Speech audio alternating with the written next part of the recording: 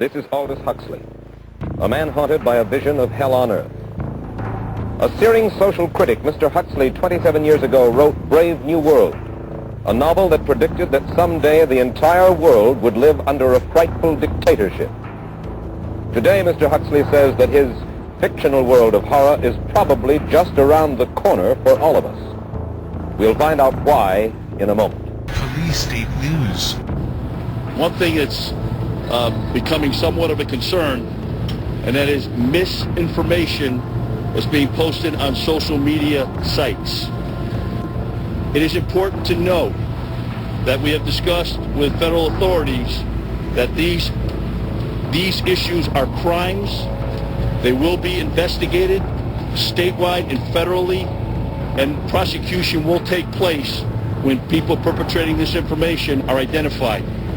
Again, all information relative to this case is coming from these microphones, and any information coming from other sources cannot be confirmed, and in many cases it's been found is inaccurate. Julia, there is truth and there is untruth. To be in a minority of one doesn't make you mad. Julia, my love, I understand how. I don't understand why.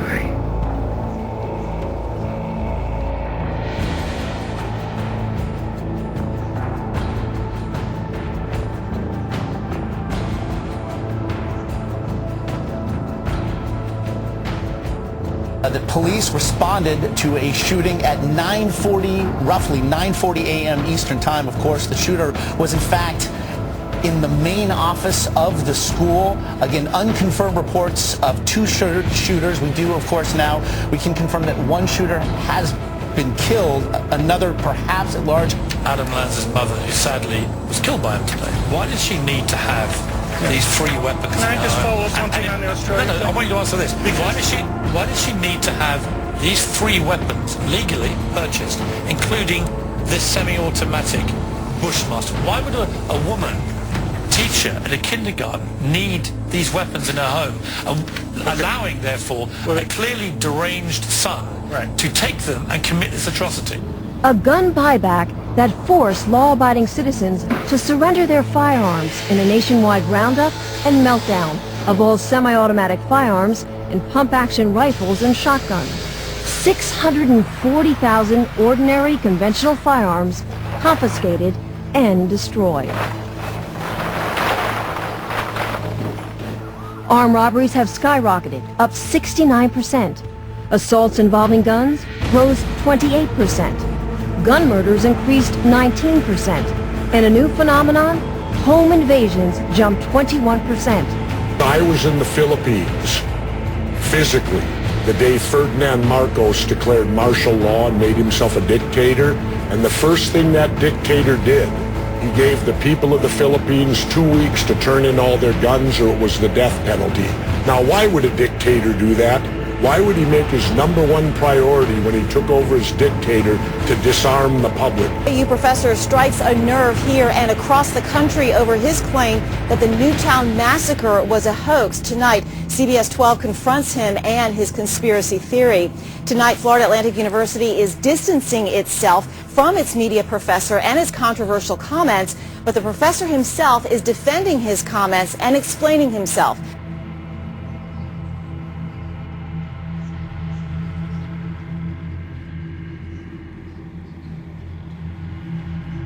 On December 14th, 2012, the world was shocked and captivated to hear the news of the second most deadly mass shooting in U.S. history, next to the massacre at Virginia Tech University.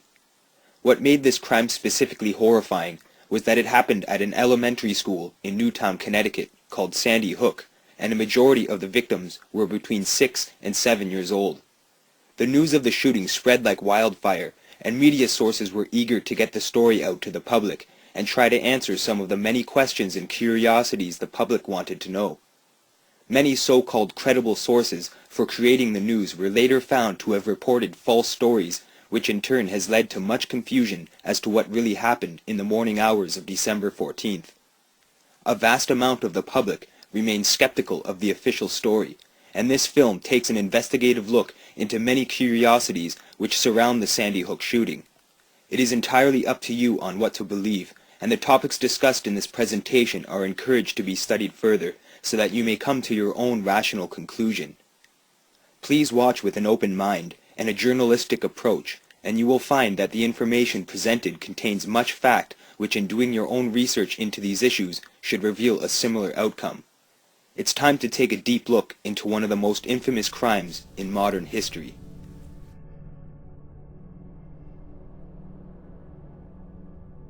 Before we begin our investigation, it is important to understand the official story we have been told by the media and authorities involving the case. Never before has there been as much confusion in regards to a news story, and this is because several mainstream media outlets published misinformation in their initial reports during the first few days of the investigation. This has in turn led to confusion amongst the public and those interested in learning the details of the event.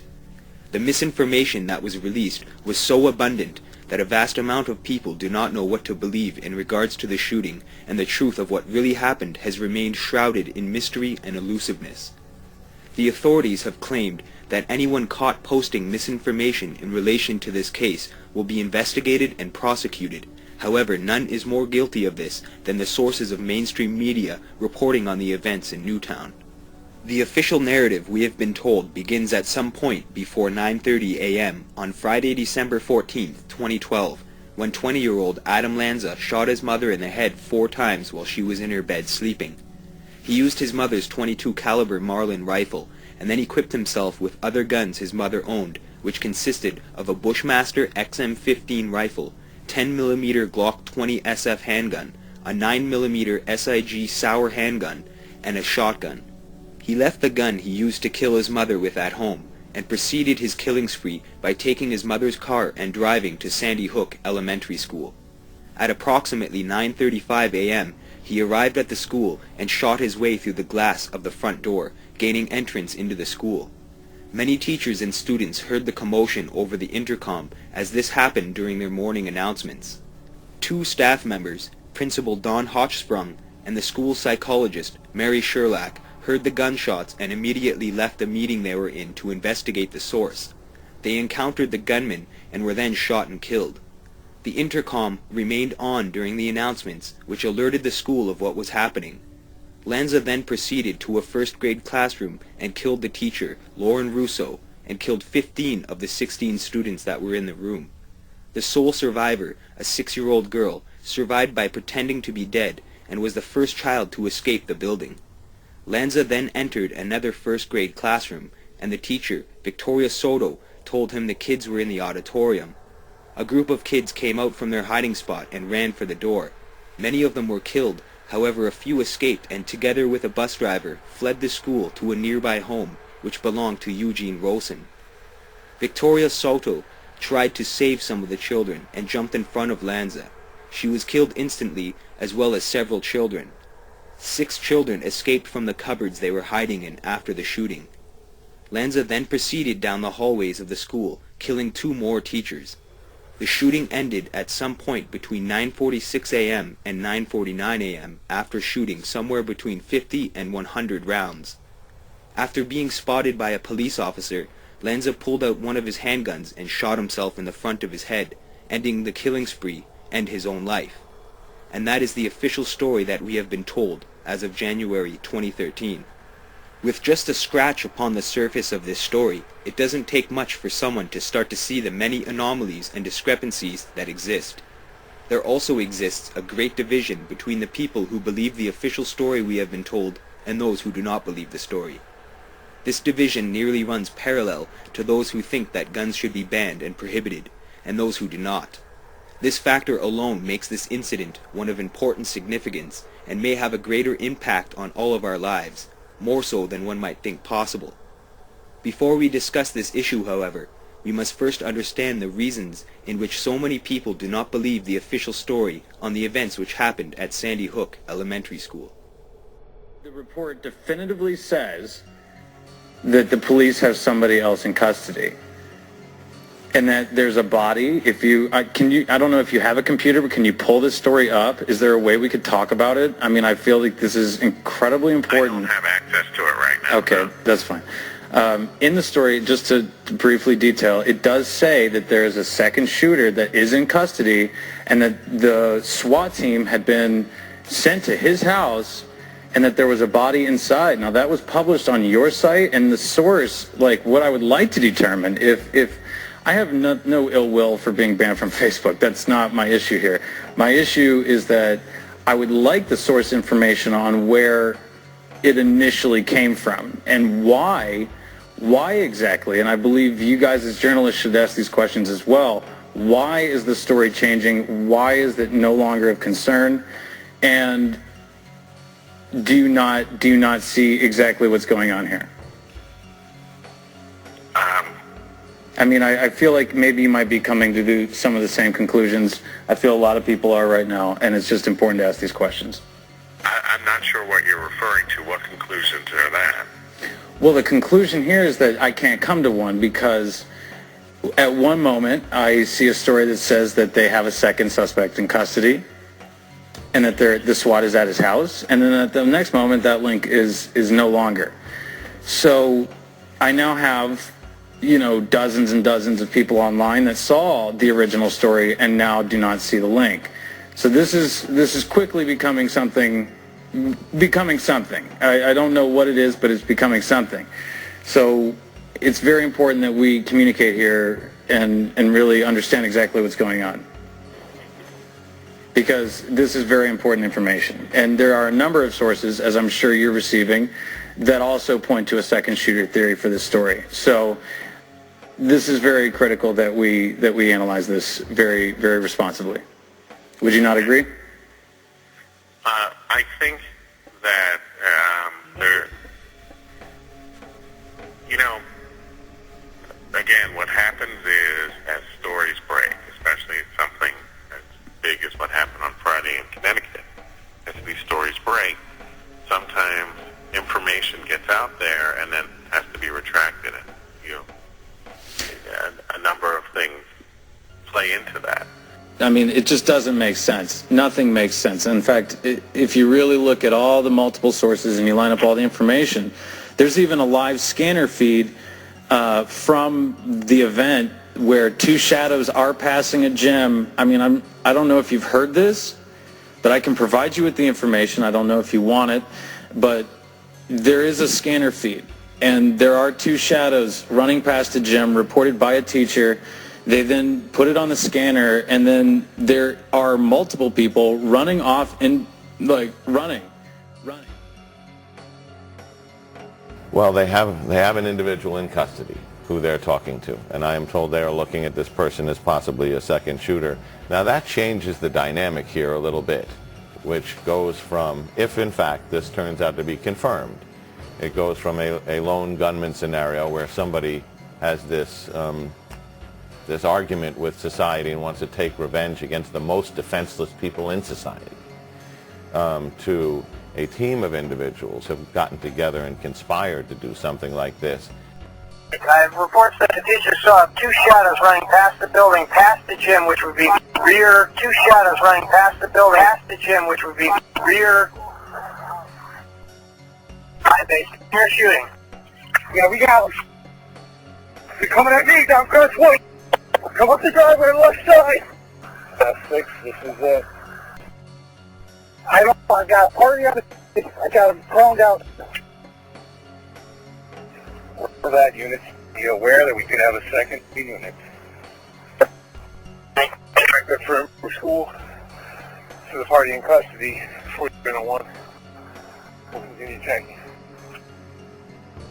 92, we got one back down.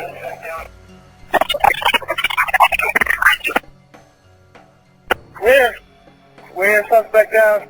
Probably to the left. We ran down to the firehouse. There's a man pinned down to the ground with handcuffs on. They did walk a guy out of the woods. I saw him walk a guy out earlier with handcuffs. He walked by us and said he didn't do it. It was a grown man. A grown man, yeah. He's sitting in the front of the police car over there now. So, I mean... He didn't have a gun? No, I didn't see any gun. Just had him handcuffed, and he walked by us and looked into parents' eyes and said I didn't do it. How was he dressed? Camo pants with a dark jacket.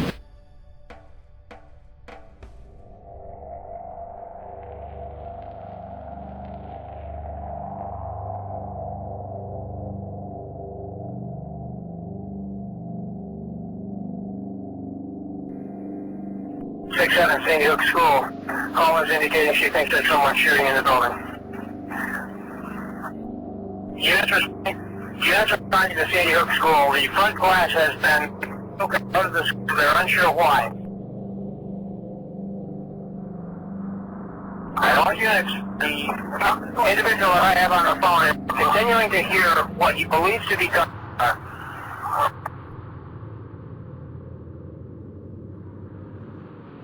Units responding to Sandy Hook School at this time. The shooting appears to have stopped. It is silent at this time. The school is in lockdown. I have reports that the teacher saw two shadows running past the building, past the gym, which would be rear.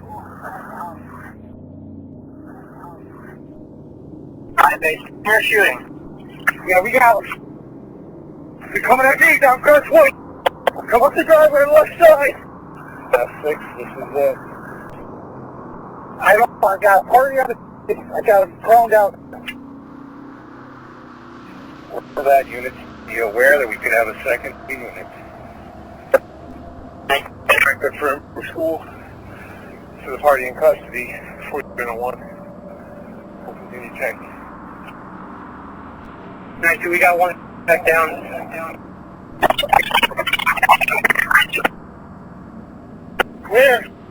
Where, suspect down. Calling to the left. 5 Delta 5 on your side. Cars responded. Shooters apparently still shooting in the office area. 12 Dixon Drive. I got a party on the... I got him called out. Correct. Be aware that we could have a second unit. Last shots were in the front of the... maybe the roof. 98.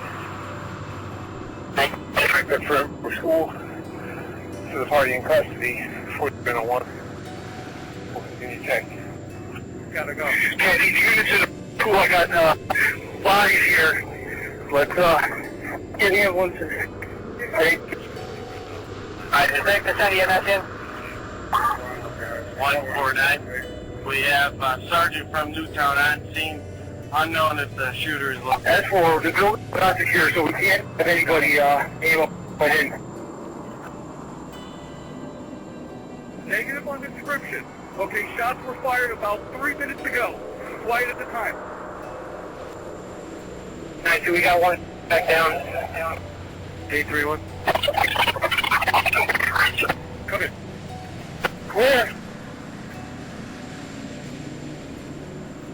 Where, suspect down. We know that, as we mentioned, one shooter is confirmed dead. They do believe there may have been a second shooter. They say they have cleared the school, so I'm imagining that search may go beyond, well beyond the school district, looking for a potential person at large. Well, exactly, and perhaps the deceased shooter will be the lead as to who the second person is, if in fact there is a second person.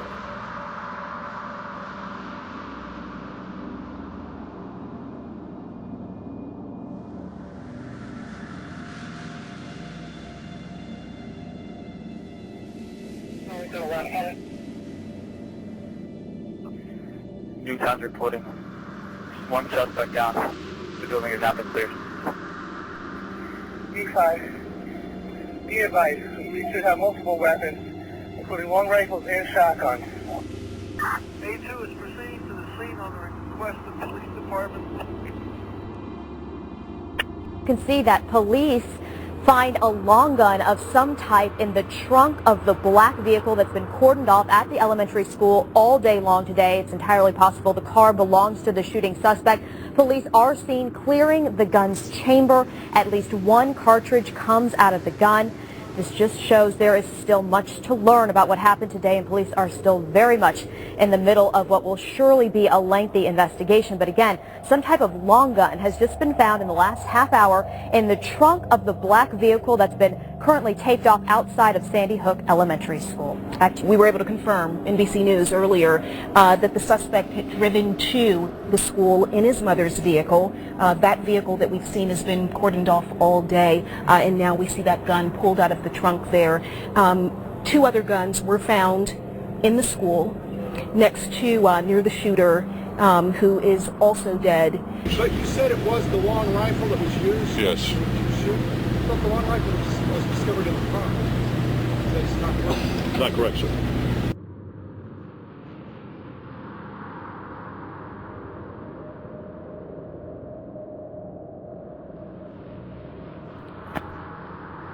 The EC people that are not already at the scene or nearby respond to Troop A.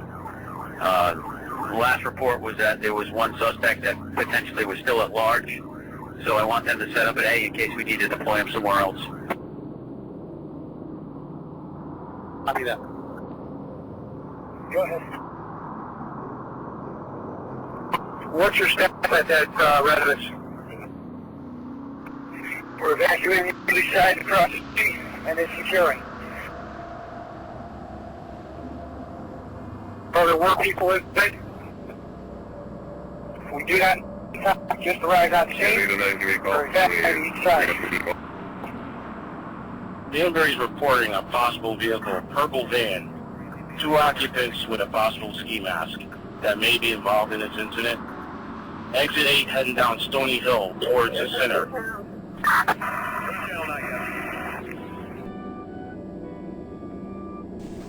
Connecticut 770, Yankee Sierra Whiskey 770, YSW, Sharpen Ridge. People may be involved in this incident. Also, we're getting reports of one of them may be wearing a nun outfit, heading towards Danbury, Stony Hill. Purple van, unknown plate. Homes around are evacuated. Perimeter's up. I was last seen on Stony Hill by exit 8. Loading right now. They're going to be transported momentarily. People in the van, they had masks. One was dressed what appeared to be a nun's outfit. Yeah, Roger, Sergeant Stratton got off the phone with Pepper, and he said that they're using Griffin. He just confirmed that he was standing behind me. Is 1089 available to go on Route 8 and take a post for this purple van? Yeah, I'll continue to Griffin. Once we take that Griffin, we'll figure it out. And 1089 stay a post for that vehicle. All right, Roger that. I'll try to get more information on that on this van.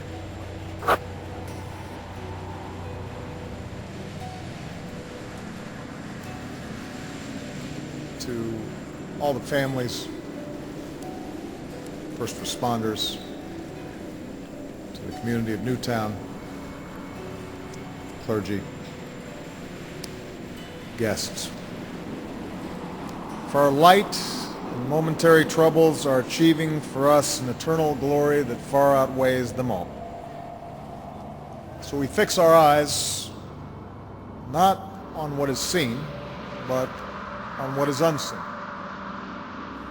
As we have reviewed in the police audio recordings, several suspects were identified, 3 in which were detained, 1 who was killed, and the 2 suspects authorities were searching for in the purple van.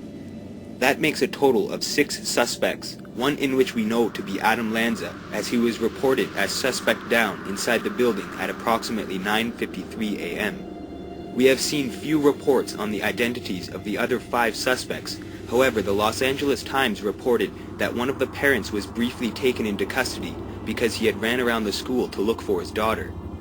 This individual has been identified as Chris Manfredonia and claims he was at the school to help out Victoria Soto's class in making gingerbread houses. In another report by CNN, Diane Licata was supposed to attend the school to help build gingerbread houses in her son Aiden's class, whom was also a student of Victoria Soto. She asked her husband, Robert, to go instead, and he had planned to be at the school for 2 p.m. to help with his son's project. What makes this situation curious is that if the gingerbread house session was planned at 2 p.m. near the end of the school day, then why was Chris Manfredonia taken into custody at 9:44 in the morning? Perhaps there were multiple sessions planned for parents to attend, which could indicate that Victoria Soto's class was planning on making gingerbread houses for a majority, if not all, of the school day.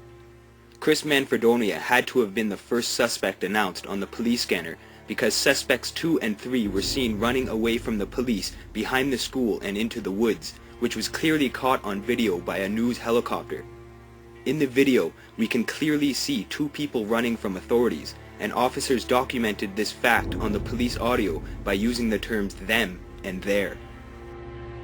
Shot us running past the building, past the gym, which would be rear.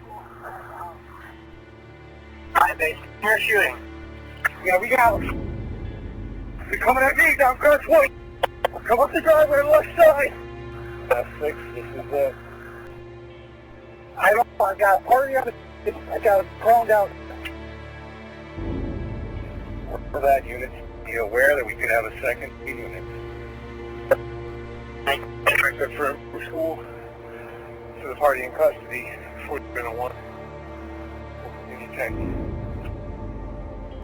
Alright, so we got one back down.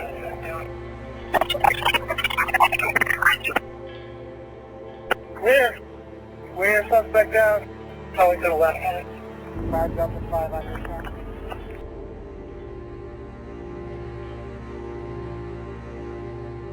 This comes from a couple of sources, that he was definitely dressed in black.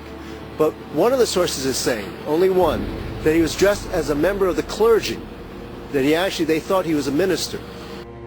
I was last seen on Stony Hill by exit 8. Loading right now, they're going to be transported momentarily. People in the van, they had masks, one was dressed what appeared to be a nun's outfit.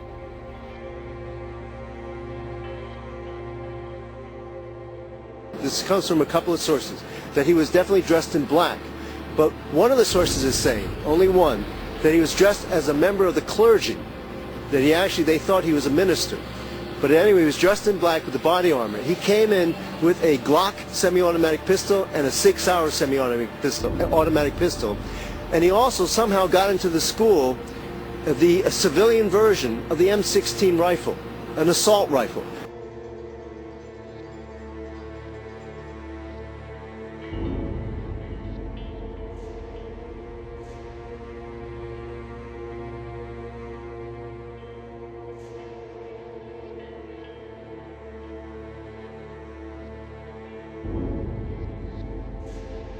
The Newtown Bee is the local newspaper for the small town of Newtown, Connecticut. Due to the small town nature of the community, it is likely that the newspaper had a somewhat close relationship to Sandy Hook Elementary School. Most schools have several articles published in their newspaper, and it is highly possible that Sandy Hook was no exception. In an article written by the Newtown Bee on the day of the shooting, it clearly stated that Sandy Hook principal Don Hochsprung told the Bee that a masked man entered the school with a rifle and started shooting multiple shots, more that she could count, and it went on and on. This testimony indicates that she was a witness to the crime. It would make sense that she would have witnessed the crime, seeing as she is the principal, and she was inside the school during the shooting. However, Don Hochsprung was the first victim killed at the school, and it is impossible to get a verbal testimony from someone who has been pronounced dead. The Newtown Bee has since posted a statement apologizing for the mistake and error they had published. However, due to the description of the killer given by whoever the reporter talked to, it would seem that the witness did see something of importance and was one of the very few witnesses who actually got a glimpse of the killer. It truly is remarkable that the local newspaper could make such a drastic error in their publication, and this has left countless people scratching their heads and confused in what to believe. Due to the gag order put in place restricting people for questioning victims and witnesses, it has been quite hard to get any real straight answers or facts. 2, Y Yankee E Echo Alaska, 872 YEO, possible suspect vehicle. Run the operator. He's license gentleman Connecticut as well. First name is Rodia, R-O-D-I-A. Christopher A.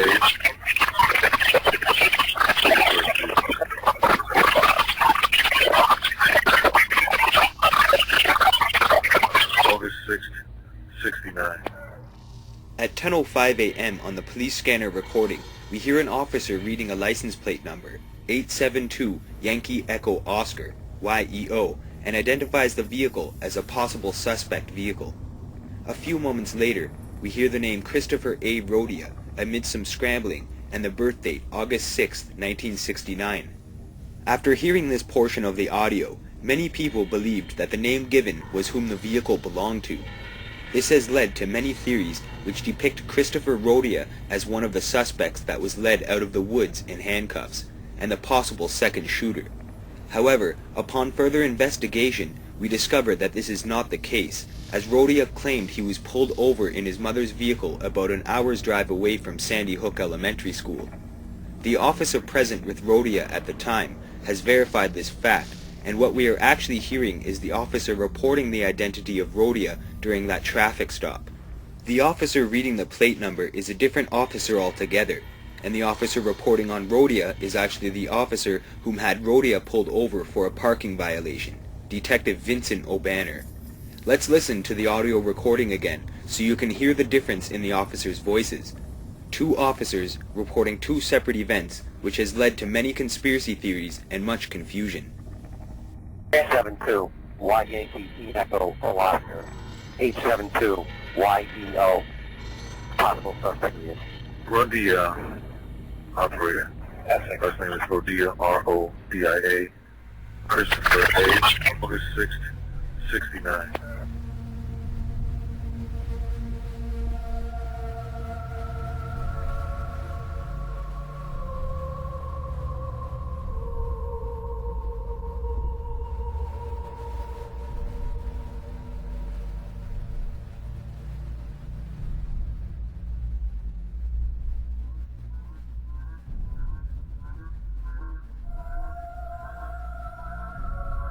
Why is it that we have heard nothing about the two suspects that were apprehended from the woods? There was also no update given to the public in regards to the suspects in the purple van. We have seen undisputable evidence that suspects were detained, but we have not been given an official explanation on the identities of the individuals that were taken into custody.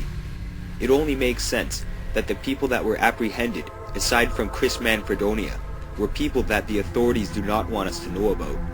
Seeing as there were so many suspects in this case, it would almost appear that it was a conspiracy, or a group of individuals, or a team involved.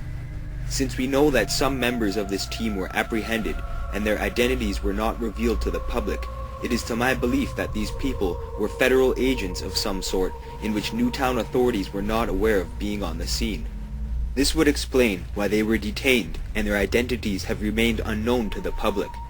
Agents of the intelligence community, such as the CIA and the FBI, have various aliases and identities, and this is because if they ever get caught during a highly classified mission, they have an alias they can use to avoid giving up their true identities and intentions. Fake IDs, passports, and other documentation are created to maintain the highest amount of secrecy possible, and these agencies have even been known to work hand in hand with criminal organizations, especially in regards to highly classified operations. Members of gangs and crime syndicates are perfect candidates as they are expendable, already maintain a secret profile and lifestyle, are ruthless and often kill without remorse, and they keep their mouths shut to avoid disclosure and to remain rooted within the criminal world. These double agents are highly trained professionals, and many of the CIA's most influential agents doubled as organized or independent criminals. This topic will be discussed in greater detail at a later point during this presentation. However, it is important that we take a look into the accused perpetrator of the crime, Adam Lanza, and how he plays an important role in the grand scheme of things. Just as in many other mass killings, we have been painted a detailed portrait of a lone gunman suffering psychological problems and lashing out at societies in ways similar to military operations. We have been told that Lanza was suffering from mental illness, and is likely the cause of his attack on the school. Let's take a closer look into the life of Adam Lanza.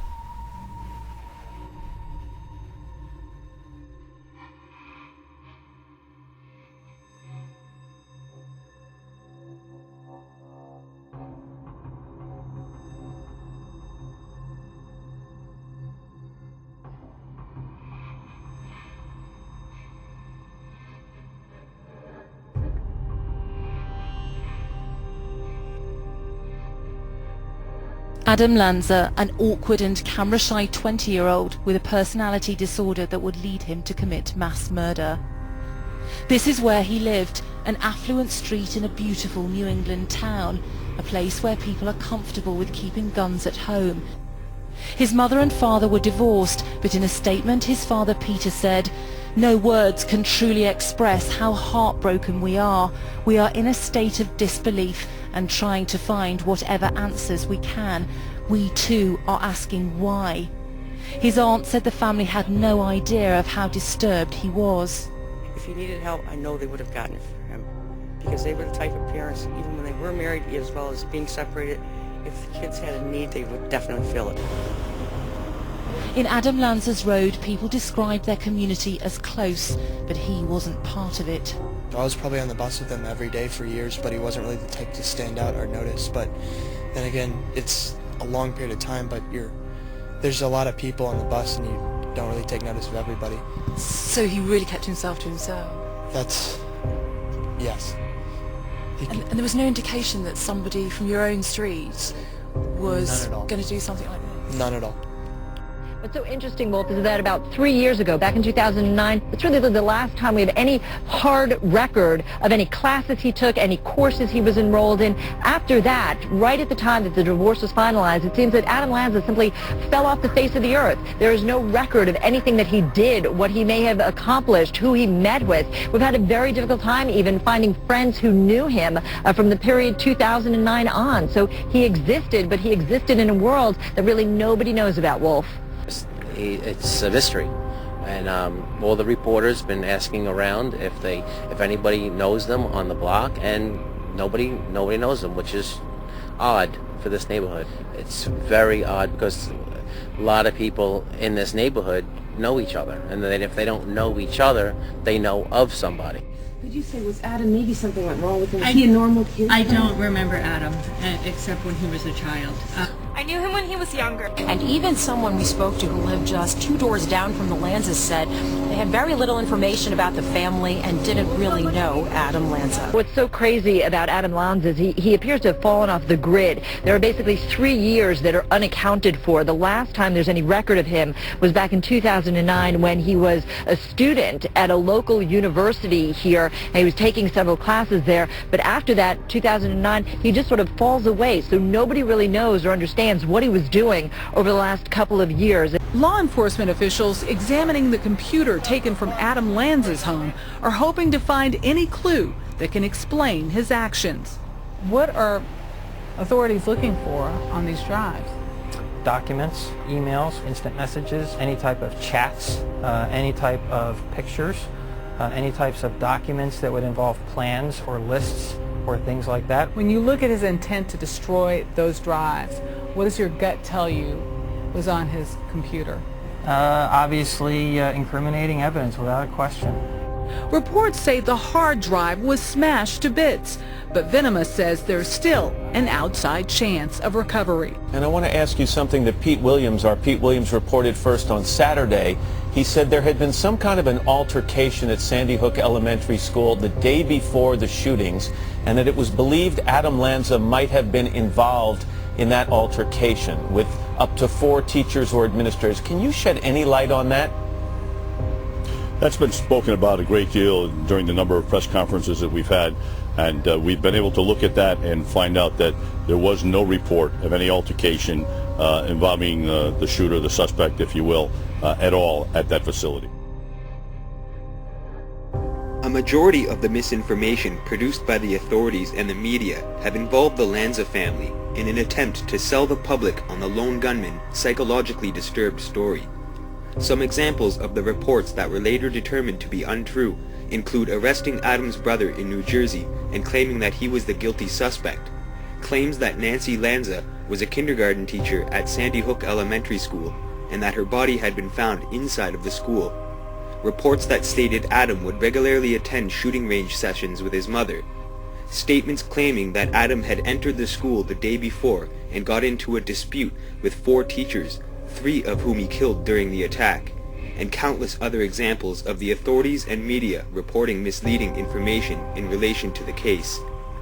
There has also been several witnesses that have been proven to have lied during statements and interviews, or it's because they have told the truth and the powers behind the scene have put out information that contradicts these victims' and witness accounts.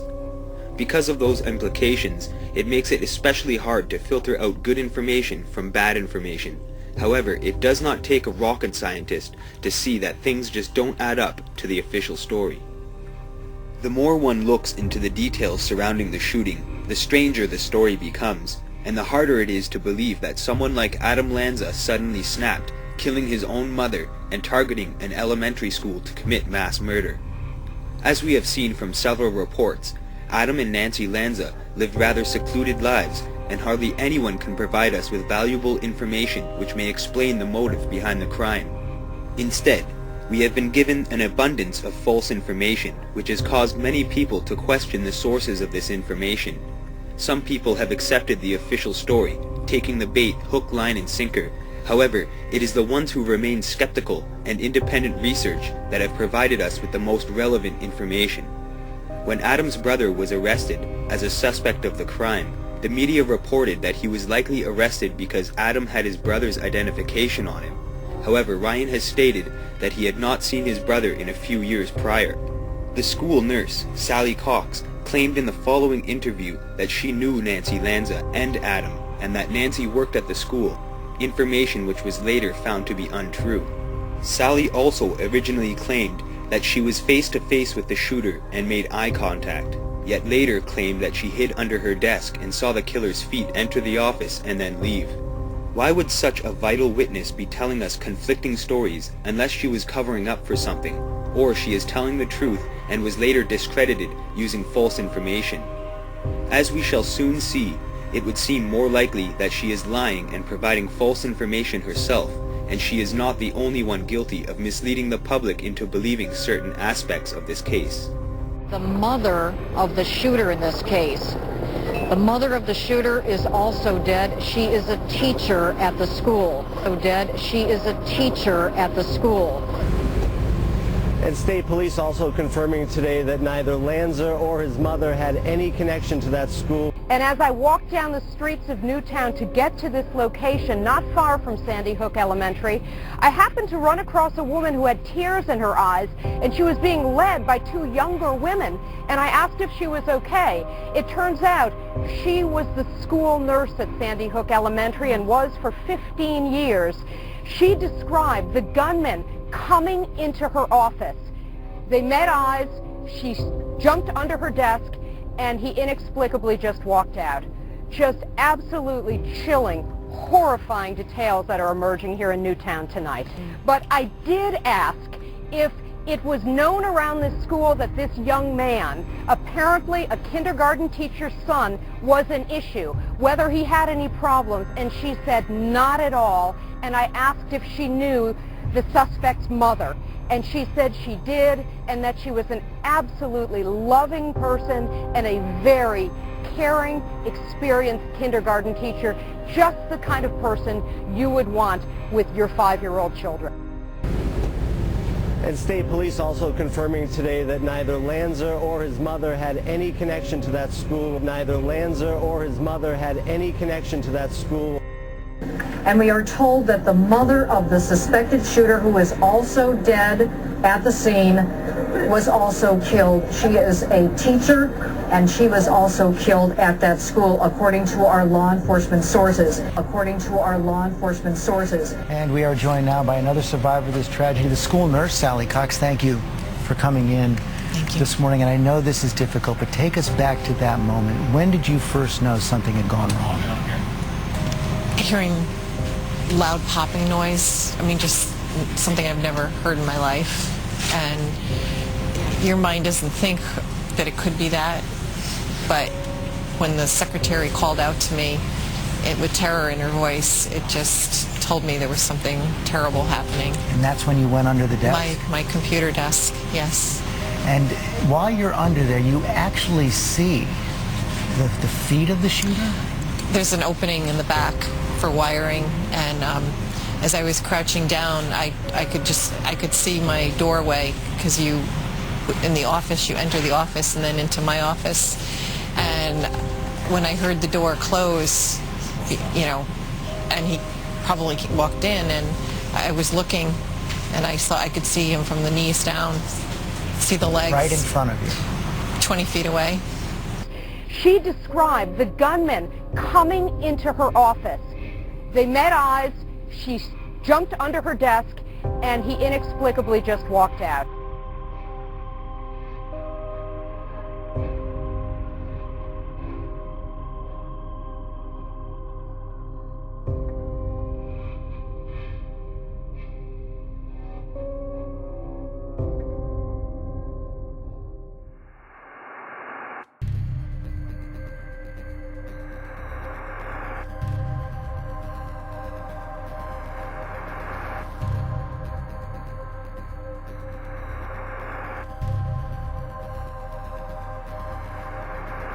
This continues to be a very complex investigation, and there's a lot of contradictory information out there, but there is some new information this morning from a couple of federal officials and state officials.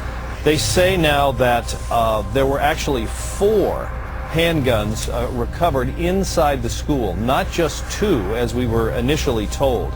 4 handguns, and apparently only handguns, that were taken into the school. We knew that Adam Lanza, the man said to be the gunman here, also had a assault-style, AR-15 style rifle that he had taken to the school that was in the car he drove there, his mother's car. But we've been told by several officials that he left that in the car.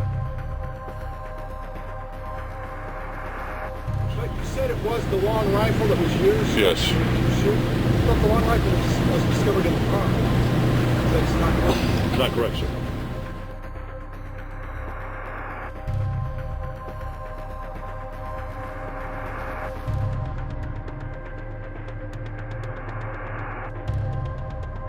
A long gun of some type in the trunk of the black vehicle that's been cordoned off at the elementary school all day long today. It's entirely possible the car belongs to the shooting suspect. Police are seen clearing the gun's chamber. At least 1 cartridge comes out of the gun. This just shows there is still much to learn about what happened today, and police are still very much in the middle.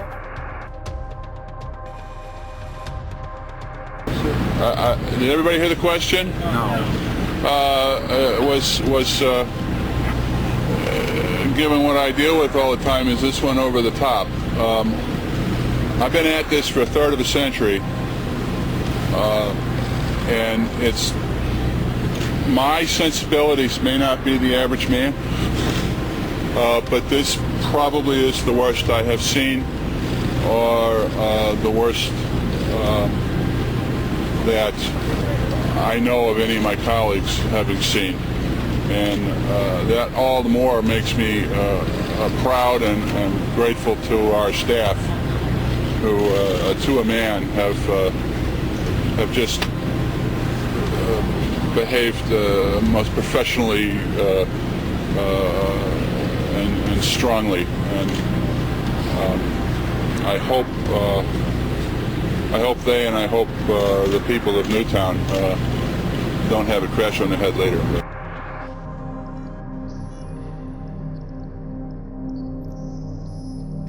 The staging area for the emergency services and victims of the Sandy Hook shooting was set up at the local firehouse, which is located less than half a kilometer away from the school. By reviewing aerial footage and images of the scene, we can see that there were hardly any emergency vehicles located at the school itself. Instead, the ambulances and emergency services, including the media, were assembled at the firehouse on Riverside Road.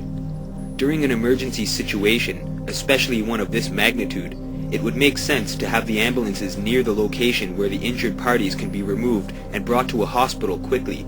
However, In this instance, the vehicles were located at a location that was considerable distance from the crime. What makes this even more curious is that if we take a closer look at the staging area at the firehouse, we can clearly see that all of the necessary emergency vehicles were boxed in and unable to leave the staging area. This would mean that any injured parties, survivors, or victims would need to be taken out of the school all the way to the firehouse. If someone suffered a serious life-threatening injury, there is a high possibility that they could die during the time it would take to transport them to the nearest ambulance or medical team. According to the official story being promoted by the media and authorities, there was only 2 injuries sustained from the attack, and both injured parties were teachers at the school. The first with injuries was the lead teacher at the school, 40-year-old Natalie Hammond, who was shot in the arm and leg while she had her back against the door trying to keep it closed to keep the gunman from entering. The shooter shot through the door, apparently, which is how she received her injuries. One would think that the injuries received would be much more severe since her entire body was pressed against the door, but perhaps she got lucky and received minimal damage from the incident. The second wounded in the attack has for some reason remained unnamed, as this unidentified adult perhaps does not want to have their identity revealed. Upon further analysis of the police audio recording, we hear an officer reporting that he has a victim with a foot injury and that he is taking her to the hospital. This can only mean that this person with the foot injury, also a minor wound, must be the unidentified adult. Why they wish to remain unknown to the public is a curious factor and may have some significance to the case. Roger. Good. Alright, just received a call. We have one now in room 1 who has received a gunshot wound to the foot. Other injuries. I advise for ambulance on staging. It would seem that anyone who may have witnessed the suspect was killed in the 2 classrooms that were attacked, with the exception of the little girl who escaped the event by pretending to be dead. All other people in the 2 classrooms were killed.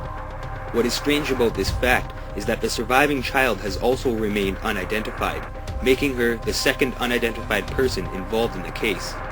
Since the attack, this child's family is now suing the state for $100 million for the reason that their child has received psychological damages from the incident. $100 million is a massive amount of money, and it is to my belief that the amount of money is so large because there is more reasons behind the family suing the state than just psychological damages caused by the event. Perhaps the family knows more than what is being told by the media and authorities, and this could be why the child's name and family have sued for such a large amount and has remained unidentified. A lawyer for a 6-year-old who survived the Sandy Hook Elementary massacre is suing the state of Connecticut for $100 million. Her attorney says she is traumatized after hearing the screaming, cursing, gunshots, and losing friends. He's filed a $100 million claim with the state claims commissioner. That is the first step before you can sue the state. What good does it do to sue the state when no one really anticipated a tragedy like this happening? We knew it was going to happen again, and we know it's going to happen again now. So we have to push the states to make their actions work, and we have to compensate those who were victims. The attorney is not releasing the name of his client. The State Claims Commission will review the case before any decision is made on whether she can sue the state. It would seem that the survivors and witnesses received minimal damages and for the most part have wished to remain anonymous, quite possibly to avoid anyone from asking them questions about what they saw happen inside of the school. In this video, we see a victim being taken to an ambulance at the firehouse. Strangely, there is only one paramedic transporting the stretcher, which is not the way paramedics are trained to transport the wounded. There should always be 2 paramedics transporting, but this is a minor observation compared to how important this video clip is overall. This is the only known video footage of a victim from Sandy Hook, and since we know that the unnamed victim with the wounded foot was taken to the hospital by a police officer, this can only mean that the person on this stretcher is actually Natalie Hammond. If this is indeed Natalie Hammond, then why does there appear to be no injury to her arms? Official reports claim that she was shot in the arm and the leg, yet we do not see any blood or bandages whatsoever on this person. Perhaps most important to note is that Natalie Hammond is 40 years old, and the woman on this stretcher is much older than 40 years of age. This victim on the stretcher is not Natalie Hammond, and I have spent several days searching for a photograph or an image of Natalie Hammond and was not able to find a single picture. On the Sandy Hook website, it says that she lives with her husband and daughter Kayla in nearby Southbury, and it seems that there is no social profiles or even graduation portraits from the university and colleges she attended. It would almost seem that Natalie Hammond does not exist whatsoever. This piece of evidence alone proves that we have been lied to by government officials as to what really happened at Sandy Hook Elementary School and is worth much further investigation. I hope they and I hope the people of Newtown don't have a crash on their head later. It was this magnificent thing. It's sectional and it sticks together with Velcro, and then they stake it to the ground, and electricity and lights and heat appear. It's from the Department of Emergency Management, and I think it came from the Army, but I'm not sure. I think it's these things that they use to set up.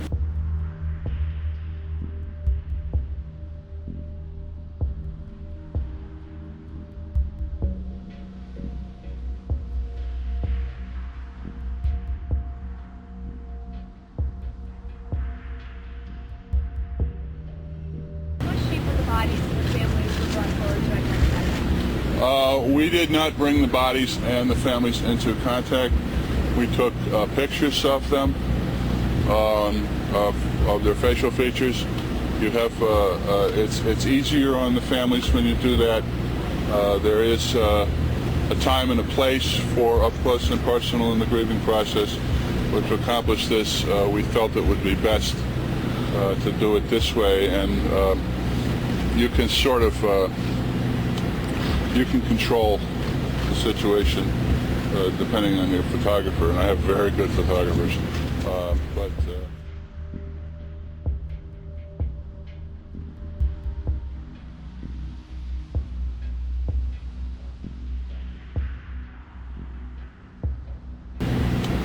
you can control the situation depending on your photographer, and I have very good photographers, but you know the difference in the time of death between the bodies? It's got to be, I mean, hard not to have been able to actually see her.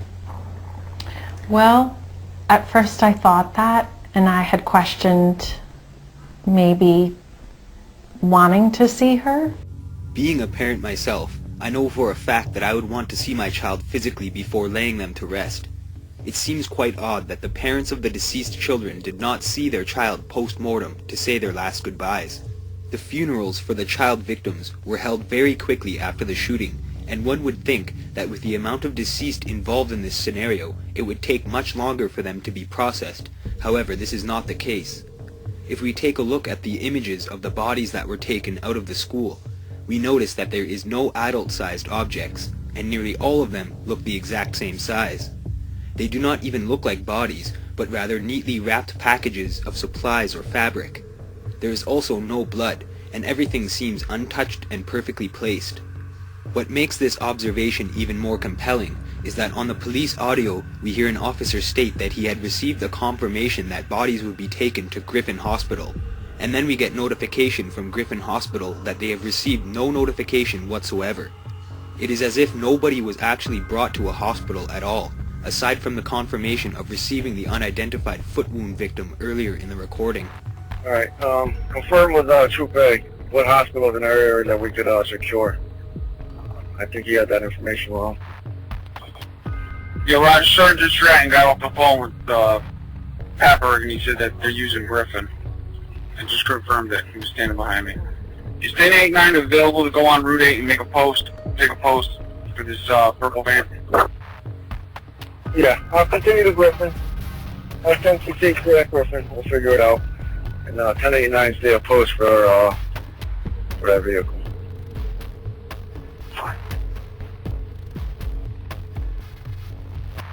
For the Major, I'm en route to Griffin Hospital. 48, Roger. There is no confirmation that any victims are coming down here. None. So we need to figure out what hospitals they're going to.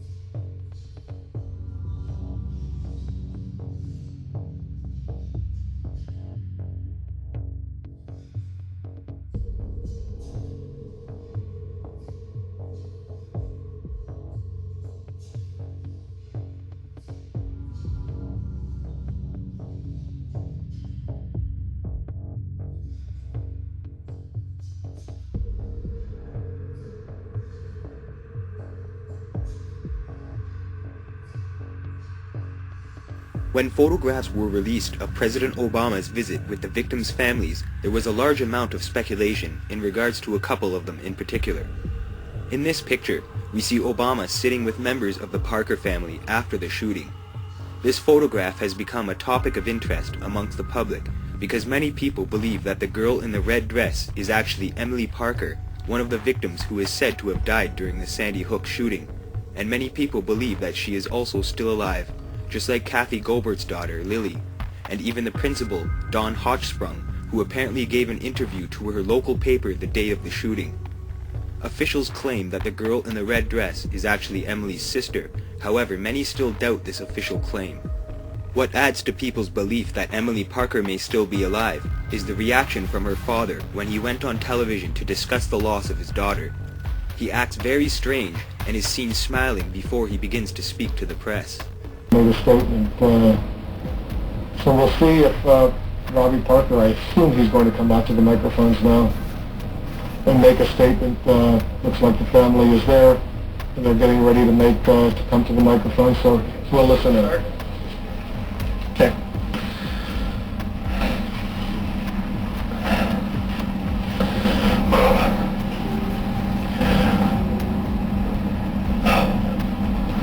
My name's Robbie Parker.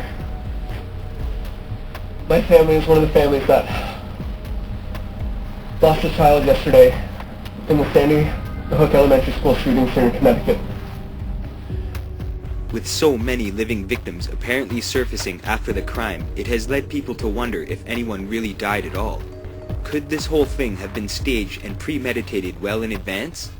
Was this entire thing a covert government operation, and if so, why would they want to do something like this? These are but a few of the questions people are asking due to the many inconsistencies that have been found within this case. It's very hard to get any real answers at this time because of the gag order that was put in place. However, many of the answers that seem to be available point towards a massive deception that continues to unfold and is quite possibly the sloppiest government-induced operation to ever unfold. Due to the people's mistrust in the official story, it has led many people to be doing their own research to try and find the answers as to what really happened. And if this whole thing was planned from the start, who is responsible and why have they deceived us on such a large scale? The following evidence proves that the events at Sandy Hook Elementary were planned in advance and that the people involved in the operation have been lying to us about the information we have been given. The victims of the Sandy Hook tragedy are either still alive, living on a program similar to witness protection, or they truly did die and are the victims of their own government's hand. The following information should help you decide which scenario you believe to be true. Hey, I've got a few things to show you. Okay, let me show you what we're looking at here. Okay, see this post?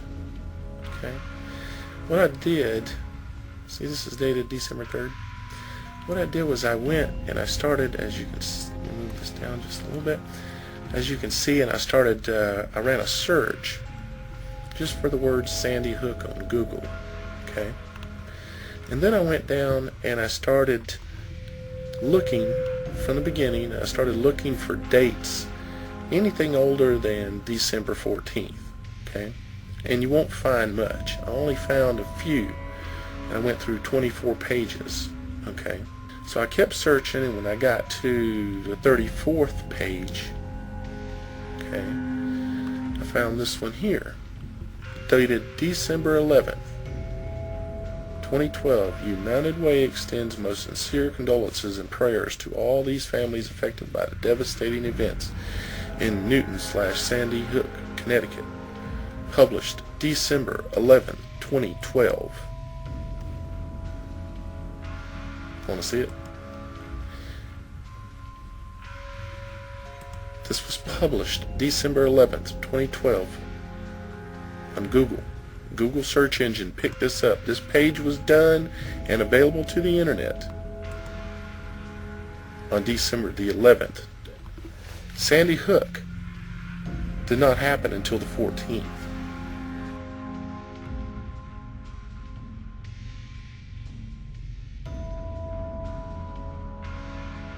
This is a Facebook page that has since been removed from the internet which was created as a tribute to Vicky Soto, the teacher who was killed protecting the kids in her classroom. As we can see, it is an official Facebook page and several people left comments on it. Upon closer investigation, it was discovered that the page was actually created on December 10th, 4 days prior to the Sandy Hook shooting. Anyone who has a minimal understanding of the internet knows that once something is published, the date can be found on the webpage using various methods, and the published date cannot be changed on Facebook, in emails, Google, YouTube, or any other similar websites. As we can see, this Facebook page was clearly started on December 10th, just as many other pages have been recently discovered to have been published at some point before the date of the crime, December 14th.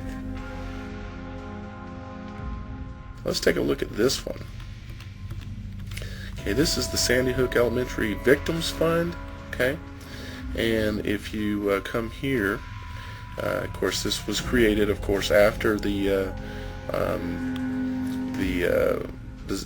shootings there, and the movie they made up about the kids getting shot in Sandy Hook. Of course, it was made after that date, right? They wouldn't make this, just like the other one. They wouldn't do it, right?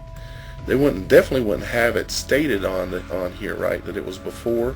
Well, let's come down here to the about on this page. About this page, okay, and it goes on into it, right? Well, look, it was cleared down the day before the massacre. This URL, let me show you. This right here. This was created the day before the shooting. It's this website here, or actually it's a video, okay? And it's a video, Sandy Hook Elementary School Tribute for Newtown. It was published on Vimeo, okay? See, there's the URL right there. There's the date it was published, when it was uploaded. That's the upload date, okay? You can't change the upload dates on Vimeo, okay? Now, if you go over to look at the video, I'll play just a little bit here for you.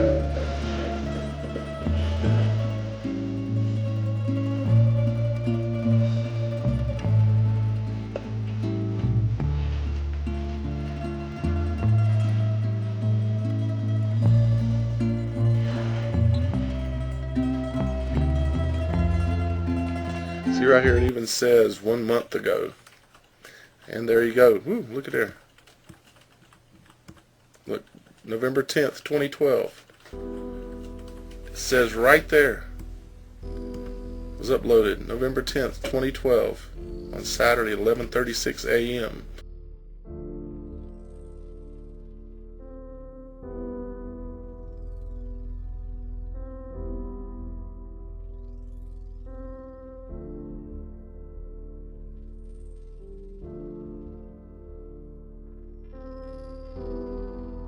Experts and law enforcement professionals, but identifying and by targeting the groups that are responsible for violence throughout the city and eventually the entire state of Connecticut. I think it's really important, the entire state of Connecticut. Project Longevity will send a powerful message to those who would harm their fellow citizens, that such acts will not be tolerated, that they will be swiftly met with clear, predictable consequences. But also that help is available to all those who wish to break the cycle of violence and gang activity.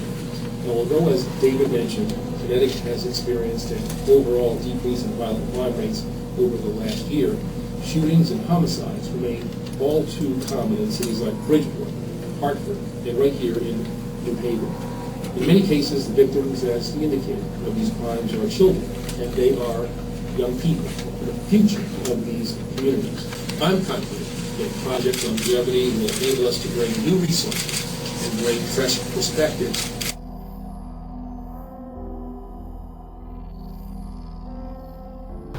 And in Oxford, police are preparing for the what if. We've seen the horrors of Columbine and Virginia Tech, and today state police ran through what they would do if what happened there happened here.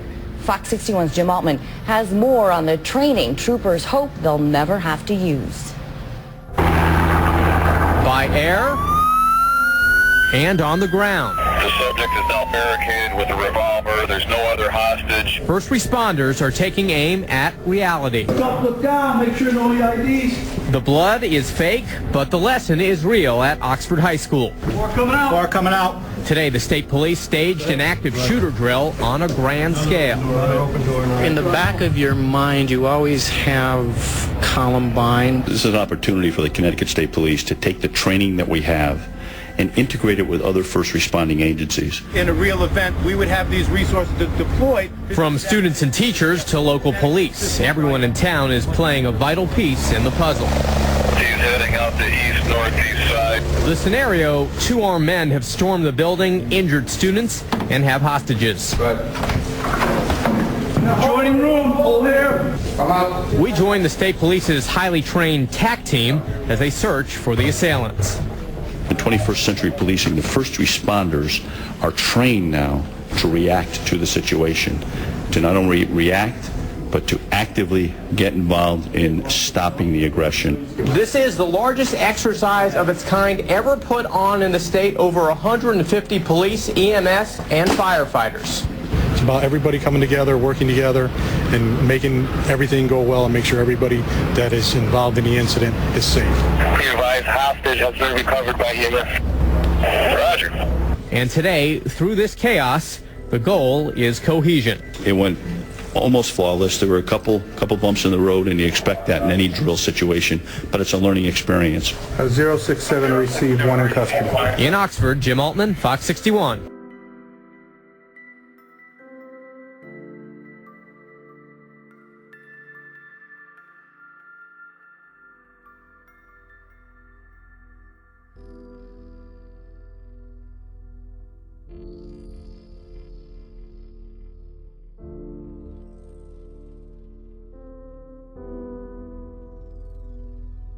And a big bomb explosion went off.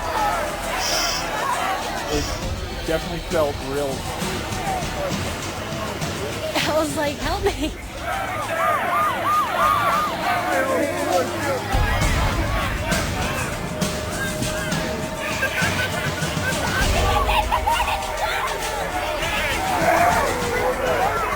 As people were trying to respond to a terrible tragedy, it got my own emotions going about something like this.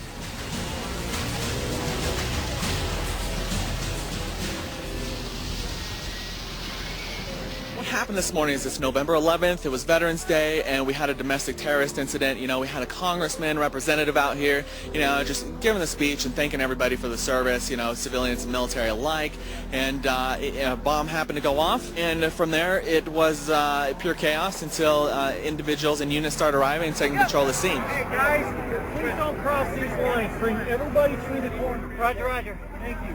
Well, initially, University of Colorado Health Science Center Anschutz campus came to us, and they wanted to conduct a joint training between their emergency room residents and our paramedic students. The Community College of Aurora, in conjunction with the University of Colorado Anschutz campus, wanted to test and train some of their personnel in the responsive blast and fragmentation injury, something they don't see on a daily basis. We already had the residents in place. Then it was just a matter of contacting all the different local agencies, bringing them together, identifying the people that wanted to play, identifying the different resources that were necessary that would really respond to a situation like this, and inviting them out. Then it was all logistics after that. I think what first struck me was the realism of the scenario. The number of victims, the odors, etc., all lent a great deal of realism to this exercise. So it was very easy, I think, for all the participants to forget that it was an exercise and to react as if it were a real incident. Now check this out. This is very eerie. On December 14th, 2012, both the Department of Homeland Security and FEMA were conducting a course entitled, and you can see it here, Planning for the Needs of Children in Disasters.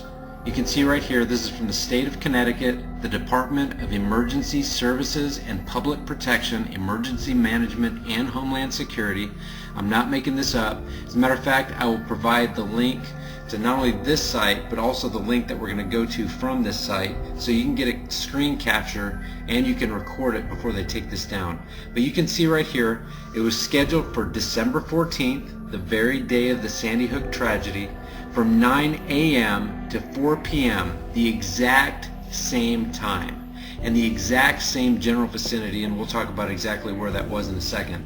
But it's FEMA L-366, that's the course number, Planning for the Needs of Children in Disasters. When you click on this link right here, it takes you to this page. The goal of this course, it says, is to enable participants to improve their community's mitigation and emergency operations plan, specifically regarding the needs of children. The course will provide them with the information needed to address the unique needs of children prior to, during, and following disasters. Where was this class to meet? We'll take a look at this down here. Location, 2800 Main Street, Bridgeport, Connecticut. Now, where does that take you? This is Bridgeport, Connecticut. Peg A is the location in which FEMA would conduct their course on the same day, at the same time the shootings occurred. The two locations were connected by the same road, a mere 20 minutes drive to the north. Let's zoom out. Keep in mind that Peg A is the location of the FEMA course, and Peg B is Newtown, Connecticut, and the location of Sandy Hook Elementary School. Tell me what you guys think. Is this just a mere coincidence?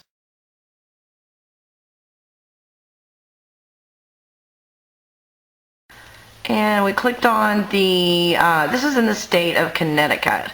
The Department of Emergency Services and Public Protection, Emergency Management, and Homeland Security. And additional information. The course will be held at the Shady Hook Fire Department address below, 18 Riverside Road, Sandy Hook Court. Earlier today, a tragedy of unspeakable terms played itself out in this community. Lieutenant Governor and I have been spoken to in an attempt that we might be prepared for something like this playing itself out in our state. I hope the people of Newtown don't have it crash on their head later.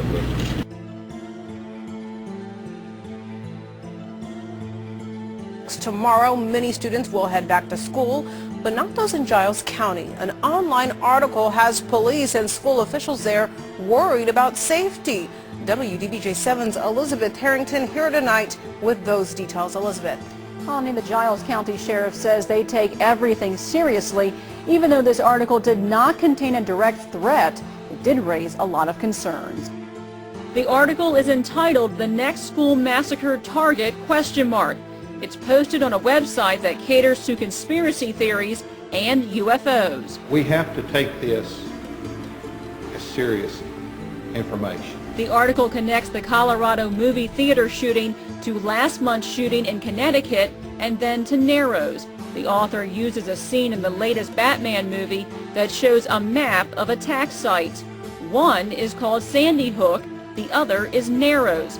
The author writes that it's plausible schools in Narrows, Virginia might be in danger. We just want to emphasize that no threat has been made to any school system here in Giles County. But police aren't taking any chances. On Tuesday, police issued a reverse 911 call to parents about the article. Sheriff Morgan Milliron says his office has received many calls. If I was a parent and I did not know about this, I would be upset. And you can't blame a parent for being upset. Giles County also canceled school on Wednesday. Instead, it will be a teacher workday, but there will be plenty of police. Sheriff's going to be at school. We have some of the investigators. I'll be at one of the schools, and we're going to brief all the teachers and staff. When students return on Thursday, there will be extra patrols around all 5 schools in Giles County.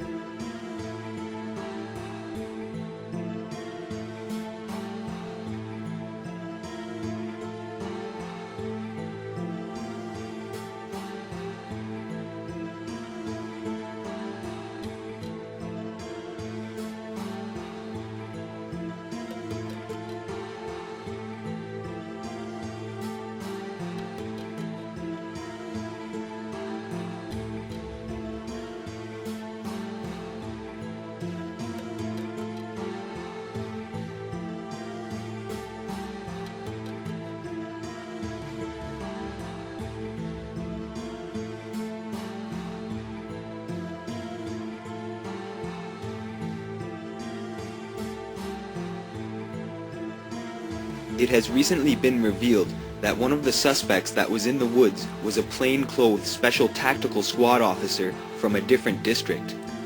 There has been no mention of the second suspect in the woods. However, this still does not explain why they were running from the police and both of them were taken into custody. Also, there has been no mention of the suspects in the van and why police were looking for it so intently.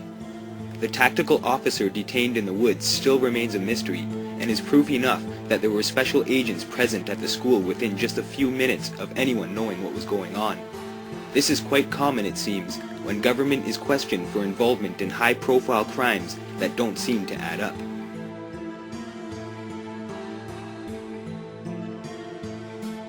Calling to the left. Newtown's reporting. One suspect down. The building is not been cleared. D5. Be advised, we should have multiple weapons, including long rifles and shotguns.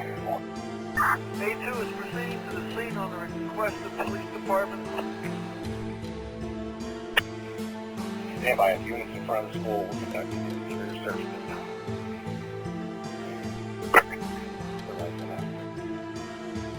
Unit proceeding to the scene. Stand by as units in front of the school will conduct an interior search this time. The light for that. Unit proceeding to the scene.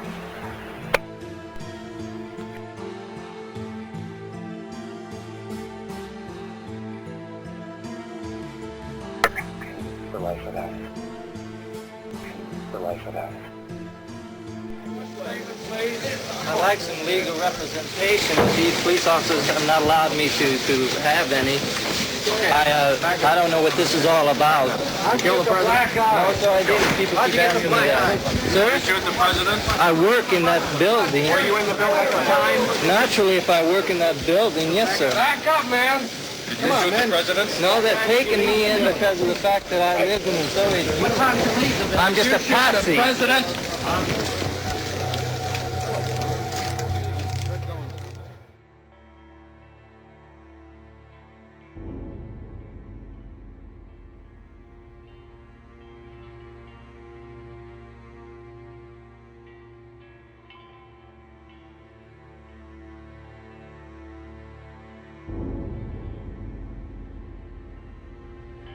You gotta know there's something up with him. Well, check this out. During college, he spent 2 summers as an intern at the Central Intelligence Agency. Although he technically had no formal journalistic education, he opted to pursue a career in journalism rather than stay with the agency after school.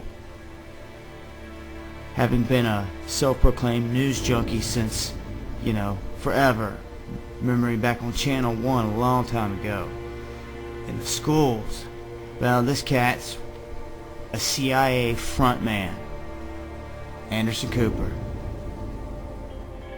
The other thing, Alex, that is so I find idiotic about a lot of these conspiracy theories is, nothing remains secret for very long. So it's not as if the government can't keep, things that are actually classified information secret from very long. There's so many people who leak stuff. So the idea that somehow, like, the news media is in cahoots with the government and that there were secret meetings to hire crisis actors to get them there, it's just so ludicrous. Did you notice a common, was there a common strain when you were looking into these conspiracy theories regarding Sandy Hook?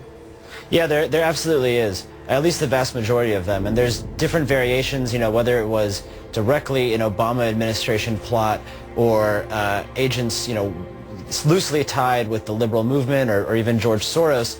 The common thread among all of these is that the tragedy was a false flag operation in order to make the country willing to give up their guns. So, in other words, this tragedy would happen and then we would have a discussion about gun control as we are now, and then it would lay the groundwork for the government to come in and take guns, possibly for some kind of future, tyrannical regime. And Jonathan, I guess the internet has kind of allowed all this stuff to kind of ignite in a way that it never has before. There have always been conspiracy theories. It goes back for very long. This has just allowed more isolated people to find each other, right? Yeah, absolutely. One of the chapters in my book, I talk about how the internet has turbocharged the conspiracy theory movement, because the big challenge for conspiracy theorists used to be getting the word out, because respectable journalists wouldn't touch their stories. But now conspiracy theorists, usually they don't even bother trying to go to the mainstream media. They just publish it on their website, and they can create their own little echo chambers of paranoid individuals who all share the same distrust. And by the way, just to correct something, it is true that the majority of the Sandy Hook conspiracy theories revolve around the idea of gun control, but there is a large contingent that believe that this was somehow an Israeli false flag operation. Press TV, which is an Iranian-controlled outlet. Why would the Israelis? How did the Israelis get involved in this? According to well, the idea is that it was a Mossad operation, and it's the same people who believe that Anders Breivik was actually secretly somehow a Mossad agent. These are people who have identified evil in the universe. They've picked who their evildoer is. They think it's the Jews. They think it's Israel. And so they find some way to trace any evil act, whether it's 9/11, whether it's the 2008 financial crisis. They find some way to believe that all the evil was caused by this one group of actors who they hate.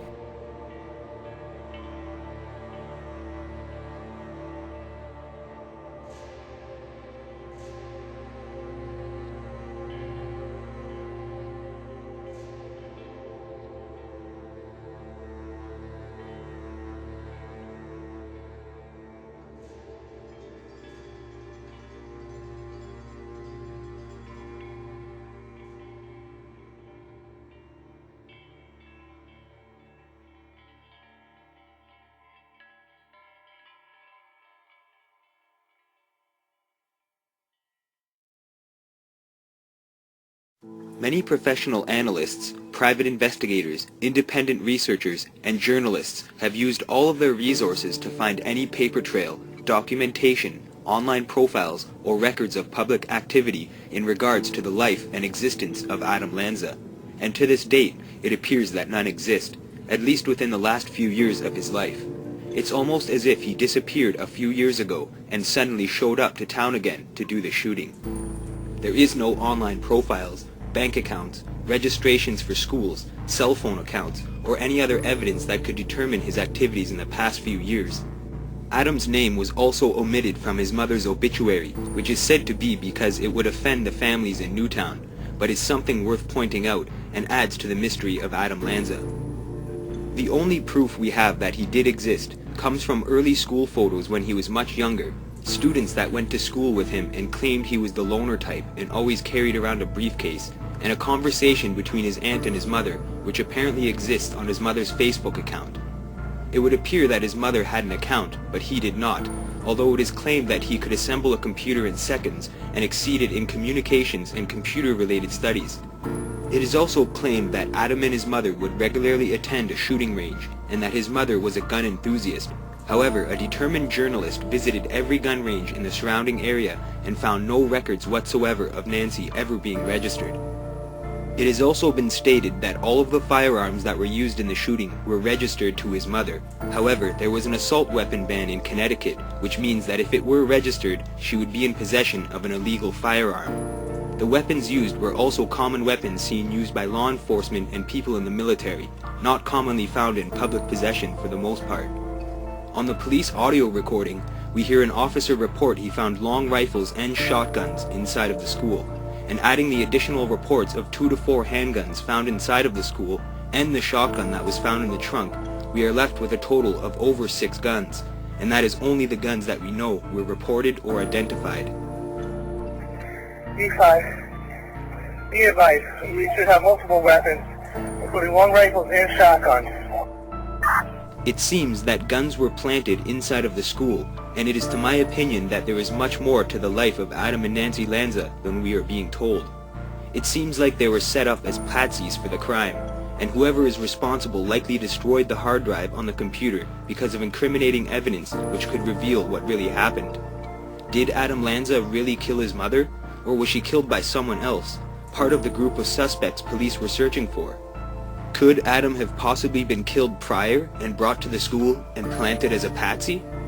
These are questions that I have been asking myself and would explain many of the anomalies, such as reports from federal and local officials that are now said to be false according to the official story. This next testimony seems to tie into this theory, as if it were a team executing a carefully planned operation involving several suspects. I heard two little boys screaming down the sidewalk, running, and one telling the other one to stop. They were running across the front of the firehouse, and a black car had pulled up to the firehouse, and the little boys were running and screaming, one of them on a skateboard. And then I saw the police department go up, like 7 or 8 police cars, and then within 45 seconds I heard a bunch of shots going off. And the little boys were running, and then a gentleman come up the road looking for his 2 little boys. So I don't know if they found them. I hope they did. But they were scared to death. So they must have gotten out of school and took off and ran down the sidewalk because they were screaming out the sidewalk. And from there, all the police started coming, and that's about it. That all this has been going on since.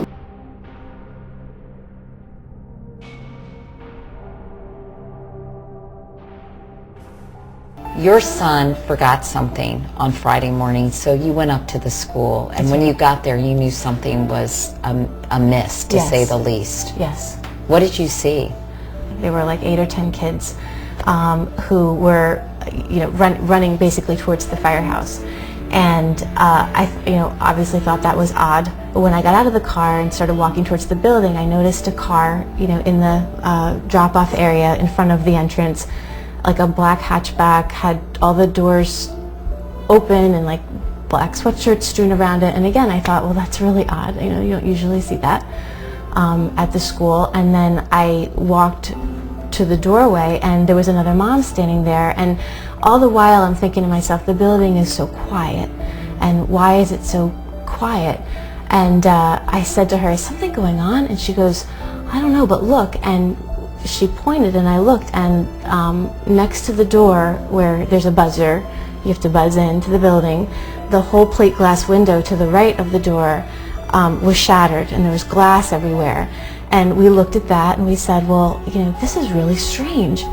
And as soon as those words kind of came out of our mouth, we started hearing gunshots. I knew that it was gunfire, but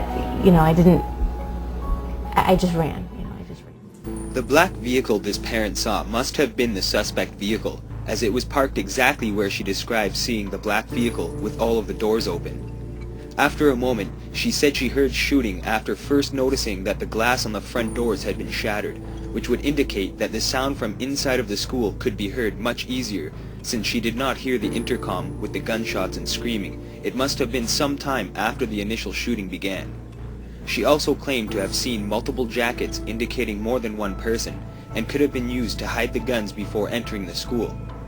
Because all of the doors were open, it would indicate that whoever exited the vehicle did so in a hurry and did not take the time to close the door behind them. Since all of the doors were open and multiple jackets were witnessed, this would indicate more than one person or a group of people. What is very strange about this is that just like so many other aspects of this case, the doors opened are not seen in any photographs and has not been mentioned by anyone as holding relevance to the multiple suspects involved. Instead, the media and government continue to promote their story of a lone gunman and that no other suspects were involved. A tax document has recently surfaced belonging to Nancy Lanza, and on the list we can see that a Honda Civic is listed, indicating that she was making payments on a Honda Civic vehicle. Another document which is also surfaced shows that Christopher Rodia owned a '99 Chevrolet, which is proof that the vehicle did not belong to Rodia. It is likely that the Lanza vehicle was stolen after Nancy had been murdered and was driven to the school with Adam inside as the patsy, likely drugged in order to transport him to the scene of the crime more easily. Perhaps these suspects had to bring Adam inside of the school and did not have an extra hand available to close the doors behind them. If video surveillance was released, it would help answer many questions, but so far none have been released to the public. It would also reveal if Adam truly killed himself or if he was shot by another individual. Stand by, I have units in front of the school. We're conducting an interior search at this time.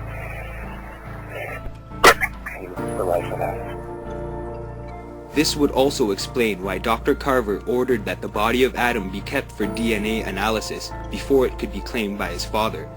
This would allow time to detoxify and remove any signs of foul play. What makes this even more curious is that the Genealogy Bank's website claims that Adam Lanza died on Thursday, December 13th under the Social Security Death Index. This is indeed Adam Lanza's profile, and if we look at Nancy's profile, we see that she died on the date of the crime, December 14th. Even Emily Parker's profile states her death to be on December 14th, but Adams claims that he died before the incident occurred. If this date of death is correct according to the findings of an autopsy, then this verifies that he was killed prior to the attack and was planted on the scene as a patsy, along with all the extra guns, his mother murdered, and all records on the computer destroyed. The tactical officer that was reported by the Newtown Bee was likely a part of the operation, and the others caught fleeing the scene were likely involved in the operation as well. Upon further analysis of the helicopter footage, I came to notice the third person running, stop and start walking through the woods, looking back, and seeming to follow the other person. It's to my belief that this person is not a police officer, but another member of the team, fleeing from the scene. On the police scanner, we hear the officer chasing, and 2 suspects are detained, likely the 2 people that were veered to the right. The third person who ran straight is likely the suspect that police said was potentially still at large later in the audio recording, as he did not initially get caught. Of the East Team people that are not already at the scene or nearby respond to Troop A. The last report was that there was 1 suspect that potentially was still at large, so I want them to set up at A in case we need to deploy him somewhere else. The article also mentions the officer detained had a gun, and the suspect that was identified by a witness coming out of the woods was seen sitting in the front of the police car and not the back. They did walk a guy out of the woods. I saw him walk a guy out earlier with handcuffs. He walked by us and said he didn't do it. It was a grown man? A grown man, yeah. He's sitting in the front of the police car over there now. So, I mean... He didn't have a gun? No, I didn't see any gun. Just had him handcuffed. And he walked by us and looked into parents' eyes and said I didn't do it. How was he dressed? Camo pants with a dark jacket.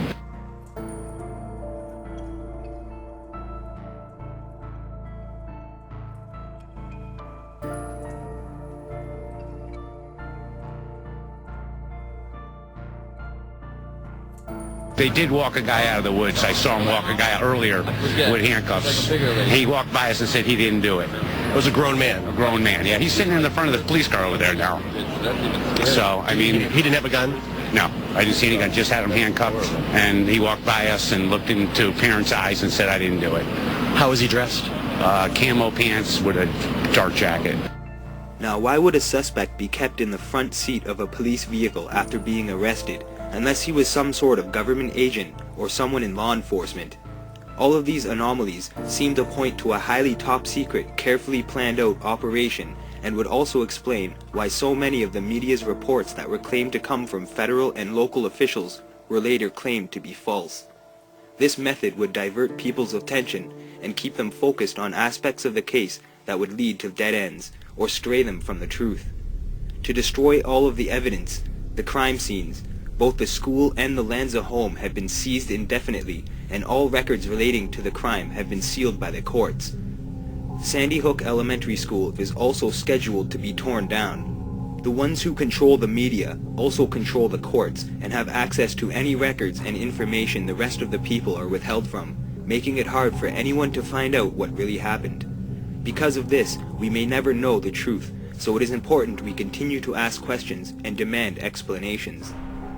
These suspects, along with the first responders in the building, were likely all together, which would also explain why the first responders in the building were telling the other officers to stay clear, shots have stopped, and all is quiet in the building, to allow time for the others to get away, and so they had time inside to plant the guns in Adam, who was shot to ensure the patsy could never tell what happened.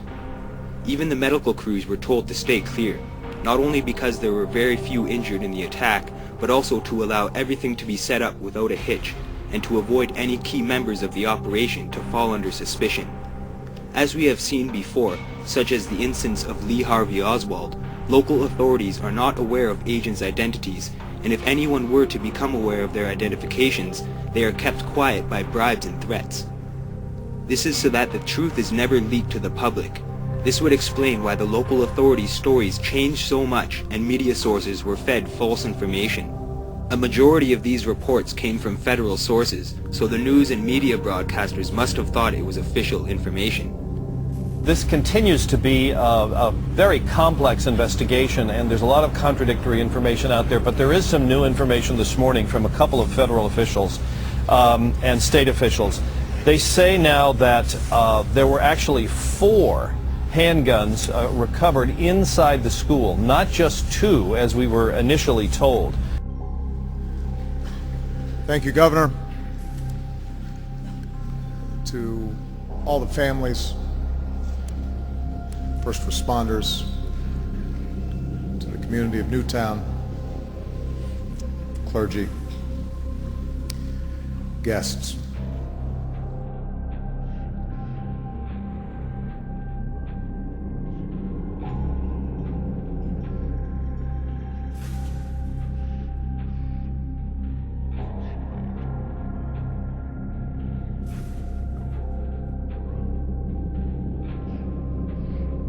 Just this year, Sandy Hook Elementary School put into place a security plan, making it mandatory for visitors to ring a doorbell and only be let in if staff recognized them through the video monitor.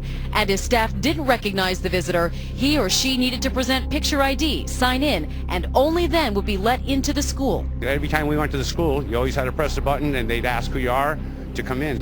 There was a masked man came in and just started shooting. So I don't know how he came in, because every time you go in, you have to ring a bell, and they can see you from the office, and they know who you are, and they let you in. So I don't know if it's somebody they knew. When the events of Columbine took place, video surveillance from the school's cameras were later released to the public. After this event, security became a much more important matter, and a majority of schools installed many new security precautions to avoid future shootings and make students and parents feel more comfortable about the safety of their school. This is not only common in schools, as many businesses and public establishments have also implemented security cameras, such as shopping malls, department stores, libraries, and movie theaters. To this date, we have not been shown any video footage from the security cameras that were installed at Sandy Hook, which would show exactly what happened. Another incident in where we have not seen any video evidence is the Aurora shooting involving James Holmes.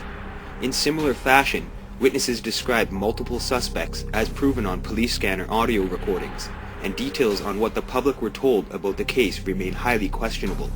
Both the father of James Holmes and Adam Lanza have been indirectly linked to the massive LIBOR scandal, perhaps the largest banking fraud ever to unfold. The father of James Holmes has been attributed to creating algorithms which were used to uncover the LIBOR scandal, and the father of Adam Lanza is the tax director for General Electric, a corporation that paid no taxes last year, and 3 employees from the department overseen by Lanza were convicted and sent to prison on October 18, 2012, for their part in the LIBOR banking scheme. Many people believe the Aurora shooting and the Sandy Hook shooting are related, and along with the Sikh temple shooting, where a lone gunman was announced and multiple suspects were reported by witnesses, are all part of a planned series of shooting events in 2012 to push legislation to ban guns and disarm the public. Because of the multiple suspects witnessed in these 3 shootings and the reference to 3 strike zones on the Batman map, with Sandy Hook clearly listed, people have begun to connect the dots. Strangely, the props and map creator for The Dark Knight Rises was from Newtown and died in April of 2012 in a head-on collision, despite rumors of him being an excellent driver. Many people find his death suspicious and is just another aspect in a long list of coincidence or conspiracy in regards to all of this.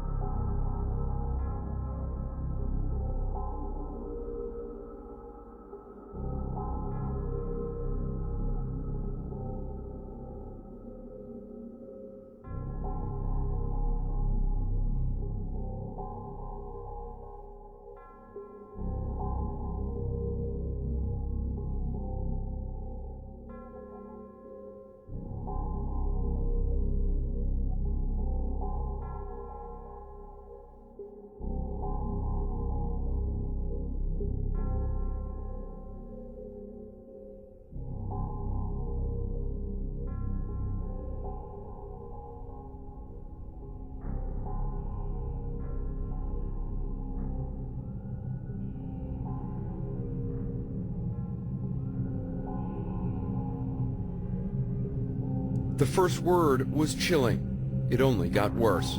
They are reporting multiple fatalities involved in the shooting at the elementary school. With each new report, the horror deepened.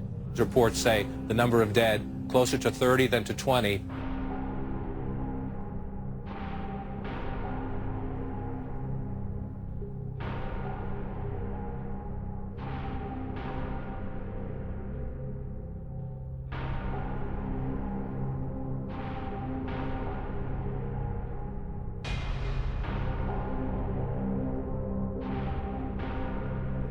The most popular conspiracy theory regarding the Sandy Hook case claims that crisis actors were used in a majority of the roles and played characters involved in the incident.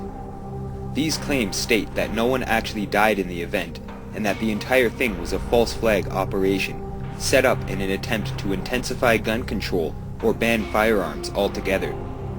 These speculations have created a huge uproar in mainstream media and have caused an outright attack on anyone and all people who are questioning the official story. These claims reveal companies such as VisionBox, which specialize in actors that are available for active shooter and emergency drill type situations. VisionBox is based out of Denver, Colorado, and is the leading actor studio in the area. These actors are professionally trained to bring an aspect of realism to full-scale exercises and specialize in criminal and victims' behavior.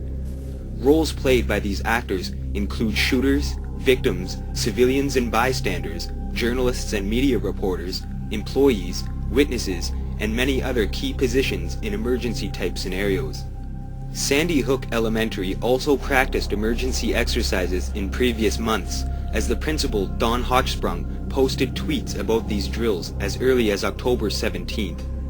In these drills, the children and teachers were taught to exit the school in single file and to meet outside, as shown in this picture. Connecticut State Police were also quite trained in active shooter drills, as we have seen, and because there is only one picture of students actually exiting the school, showing just a handful of students out of the said 456 that attended the school, people believe that the entire incident was planned beforehand and was a full-scale drill type scenario.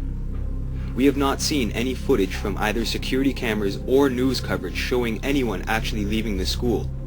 If we examine the footage we do have, it would appear that there is a lack of commotion within the vicinity of the school grounds. There is very little emergency vehicles near the building itself, and as we know, the staging area was down the road at the firehouse to keep people away from the school and essentially away from seeing what was going on. It is to my belief that the first responders to the scene were controlling the situation entirely by keeping as many people away from the scene of the crime as possible, so that there could be less witnesses to what really happened inside and outside of the school. There are so many reasons why people do not believe the official story, and some of these include the constantly changing news reports and information regarding the case, the lack of photo and video evidence of the bodies and security footage from inside and outside of the school, the various tweets, fundraisers, tributes, and videos that were posted before the shooting, multiple suspects and obvious evidence of a group of people involved, the lack of information on Adam and Nancy Lanza, and the conflicting statements and strange behavior of some of the parties involved in this case. The mom told me that there was over 100 shots inside the school. 100 shots? Over 100 shots. More than one shooter, or? Yes. Just one. No, just one. Was just one shooter. More than one shooter, or? Yes. Just one. No. So you talked to the person who called 911? Yes, and she said that there was hundreds of shots. Hundreds of shots? That's what she said. The state police have been managing the dissemination of information from the school there. We have received some additional information, but at this point in time, I'm not in a position to disclose that. Do you have any information on the fact that more than 24 people were shot and killed at the school? I can't verify that information. And that 14 were children? I cannot verify that information. I'm going to again refer you to the state police who have taken charge of the situation there, given the gravity and the impact on that community. And as we said, they will be giving a press conference. We've been led to believe. Come over here, sir. We've been led to believe that they will be giving a press conference at 1 p.m. and we'll have the latest facts and figures and updates. We would suggest that be the resource for any further detailed information. But when you saw those children on your yard, did you have any idea that something was wrong? I had no idea. I thought they were doing a skit, or maybe they were Cub Scouts or Girl Scouts, and they were just practicing. I thought I heard some gunshots, and sometimes I hear a deer hunter shooting, and it's boom, boom. But these were very staccato shots. They were very quick. Boom, boom, boom, boom. And I thought, how obnoxious. Why would a hunter do that? But I didn't think much of it. I really didn't. I didn't think much of it. When you saw those children on your yard, did you have any idea that something was wrong? I had no idea. I thought they were doing a skit, or maybe they were Cub Scouts or Girl Scouts, and they were just practicing, because they were sitting so nicely. But then I saw a man in a very agitated way saying it's going to be all right. And he kept raising his voice, and I thought that was so strange. And I came to the children, and they were crying and wailing and mortified. And there was a school bus driver with them, and I invited them into the house. And she said there had been an incident at the school. I had no idea what it was. Gene, what did you see that morning? I looked down and I saw 6 children, and I thought it was curious of why they were on my lawn. And I thought they were Cub Scouts or some children from the school doing a play. They were sitting in a regular fashion, and something was askew, because I saw this man talking in a very loud voice to them, saying, it's all right, it's all right. And I'm wondering, why was he talking so harshly to them? And I just kept walking, and I came and I saw them, and they were weeping, and they looked very frightened, and they almost looked out of breath, and they were just sitting right here, and they were sitting in a nice little way, like in a circle, like in a little reading group, and I couldn't imagine what happened to them. And the teacher said, the bus driver said, there's been an incident. So I said, come on inside, and we walked up my driveway. And then they talked more, and the boy said, oh no, it was a big gun and a small gun. And then I knew. Jane took in many of the children during the Sandy Hook shooting. I was going to breakfast at a local diner, and I was ready to get into my car, and I looked down toward the end of my lawn, and I saw 6 children. And I was astounded at what they said. They said, I can't go back to the school. I can't go back to the school. I don't have a teacher. I don't have a teacher. And then the other boy said, Mrs. Soto, my teacher's been shot. I could not fathom this. I could not imagine what they were talking about. I did not correct them or ask them any questions. I let them keep talking, and they kept talking. I did not correct them or ask them any questions. I let them keep talking. Some lady came looking for her son. I hope he's not one of the children. She said, I heard you had 6 kids here. I said, I took him to the firehouse. And what point, or at what point, do you reunite, or do the kids get reunited with their parents? And explain to me what that moment was like.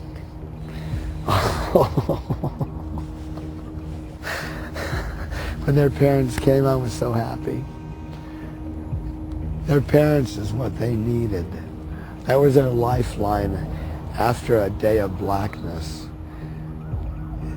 They were with their teacher, the other guide in their life, and that teacher had been destroyed and assassinated. What's left? Their parents. That's the only thing that's left.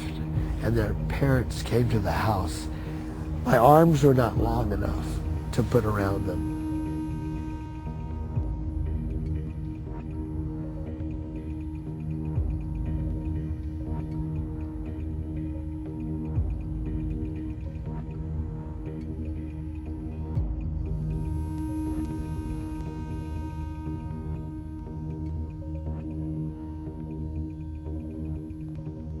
Friends and parents say Huck Sprung was passionate, and dedicated, tough but caring, and one said the kids loved her. The principal, who, God bless her, lost her life, was just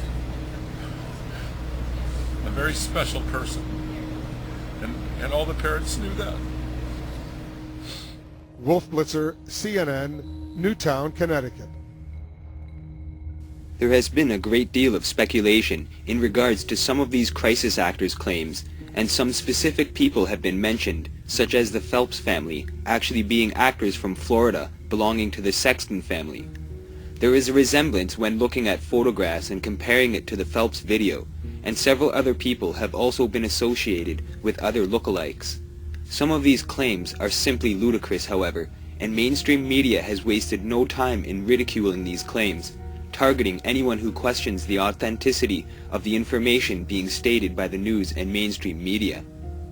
By using the crisis actor theory as their ammunition, they have caused a large division amongst the public, as many people are quite disturbed over these claims and have now formed the opinion that anyone who disagrees with the official story lacks empathy and has no respect for the families or the victims of the crime, and also simultaneously diverts the attention of people who notice that the facts don't add up and begin to question the authority in these matters.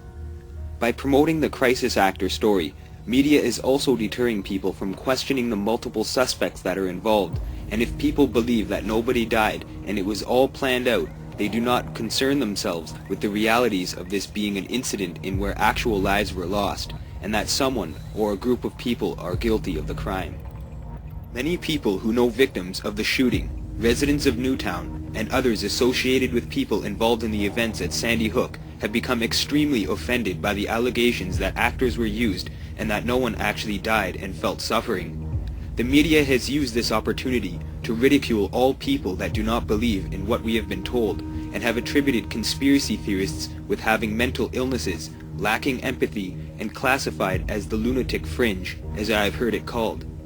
Because of these implications, petitions were started addressing the White House with a request to ban all conspiracy theory videos and articles in relation to the Sandy Hook conspiracy, and likely all materials that question these types of events and government in general. If this proves successful, our right to express our own thoughts and opinions, freedom of speech, and essentially other freedoms in life may also be in jeopardy. We would be forced to accept the lies and deceit spewed forth by government-controlled media sources, and anyone caught questioning the totalitarian empire would be criminally punished, and the term thought criminal will no longer be used in relation to fictitious works, but in fact it would be our reality and our way of life. The media has been using attacks on conspiracy theorists in an attempt to divide and conquer, a commonly used tactic in intelligence and military operations.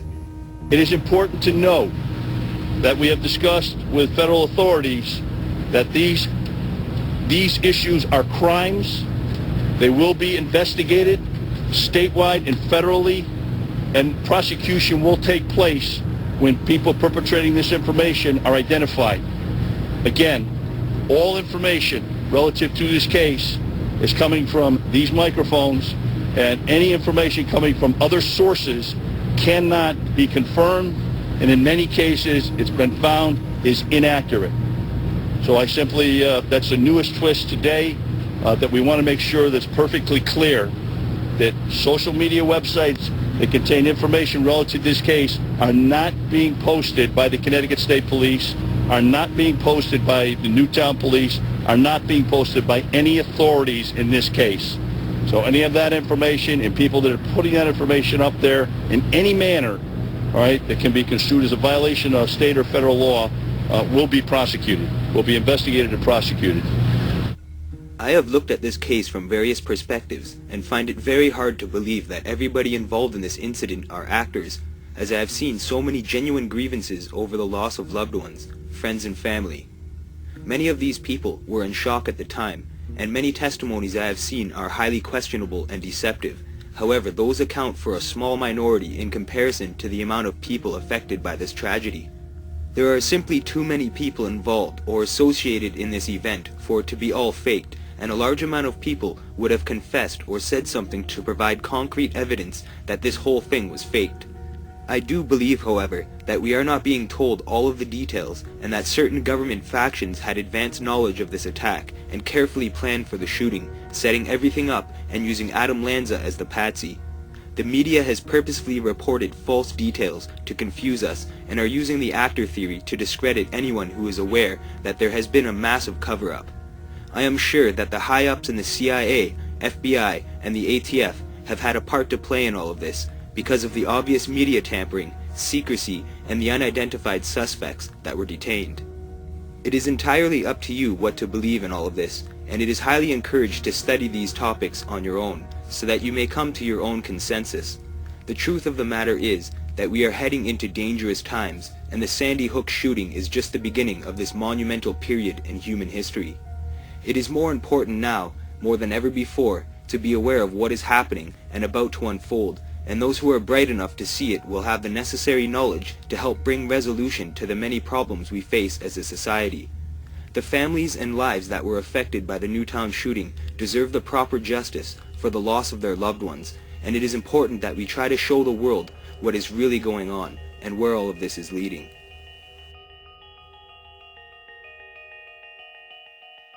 The growing conspiracy theories about the shootings at Sandy Hook Elementary School in Newtown, Connecticut. If you don't know about this, you are going to be stunned. We were in Newtown last night, and a number of residents have been inundated with hateful messages, crank calls by people who believe they are part of a government and media conspiracy surrounding the shootings. Now, it's not just some internet extremists alleging these conspiracies. This is a guy named James Tracy, a tenured associate professor at Florida Atlantic University, a public school that's taxpayer funded. Now, as we told you first on Friday, Professor Tracy claims the shooting at Sandy Hook Elementary did not happen as reported and may not have happened at all. Here's what he wrote originally on his personal blog, and I quote, "One is left to inquire whether the Sandy Hook shooting ever took place, at least in the way law enforcement authorities and the nation's news media have described." Now, as we told you Friday, normally we wouldn't dignify these types of remarks by covering them, but James Tracy is a tenured professor at a public university, and these claims by him and others online have begun to cause deep distress to victims' families. You had 20 families that were mourning that buried children. Are you concerned about that at all? Well, I think that the entire country mourned about Sandy Hook, and yet once again the investigation that journalistic institutions should have actually carried out never took place, as far as I'm concerned. There's a lot of emotion involved with something like this. Is there anything that you want to say to that person at home that's going to throw their shoe at the TV and say, this guy is a total nut? Well, I think that we need to, as a society, look at things more carefully. Perhaps we as a society have been conditioned to be duped.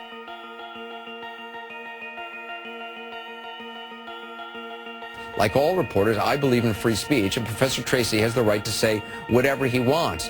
But as a teacher at a public university, we think he should be accountable for the things he says and being willing to defend them. So about that, Tracy makes the case, if you want to call it a case, that news organizations and the government may have worked together to dupe you, the public, in order to gain support for gun control law. Instead of seeing it as the fog of war or just incorrect reporting early on, have you seen a theme of why people believe that the media and the government are in cahoots to hire actors and make up killings? Now we're looking at that very carefully.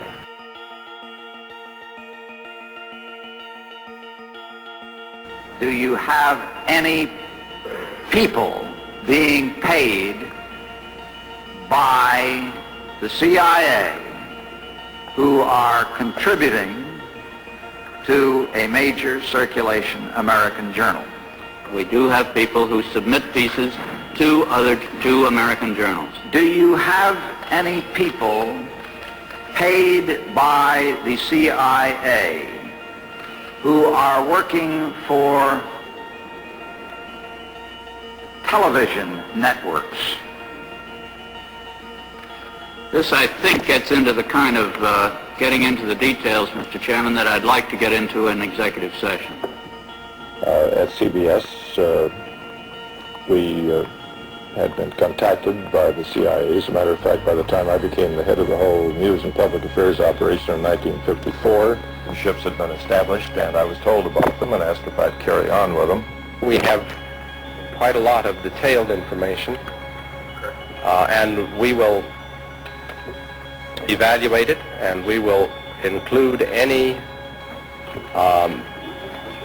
evidence of wrongdoing or any evidence of impropriety in our final report and make recommendations.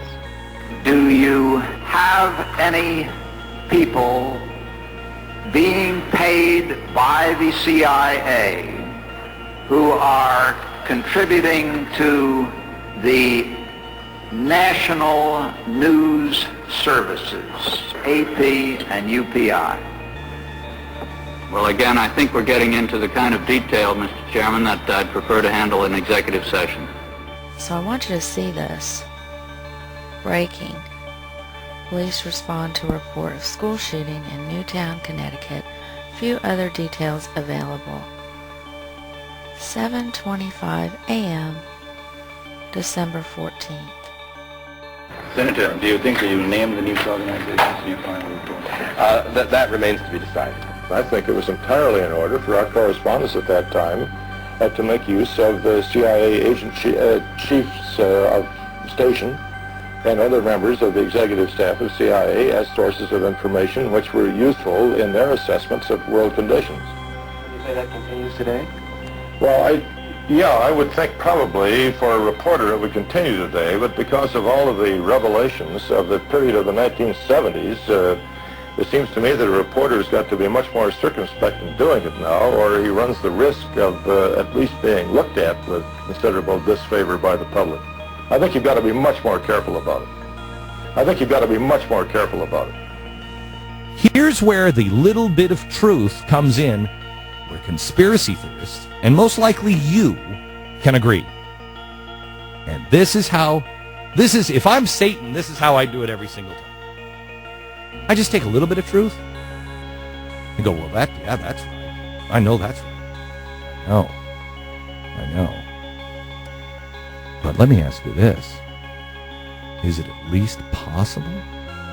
You really know what happened on 9/11? And I start taking just little bits of facts and I start mixing them with out-and-out lies, provable lies. But then I tell you, can you really trust that news organization to tell you the truth? I know they say that's wrong, but can you trust them? And now you find yourself in the exact situation that kid was in. Isolated, alone, not knowing who to trust. Everybody is against you. And you just want to feel something again. Something real again. That's what happened. And as a society, we are being led right down that rabbit hole. And we're being led down that rabbit hole by people who are telling you right now, and not in the government, you can trust me. I'm your friend. I'm the friend of the Constitution.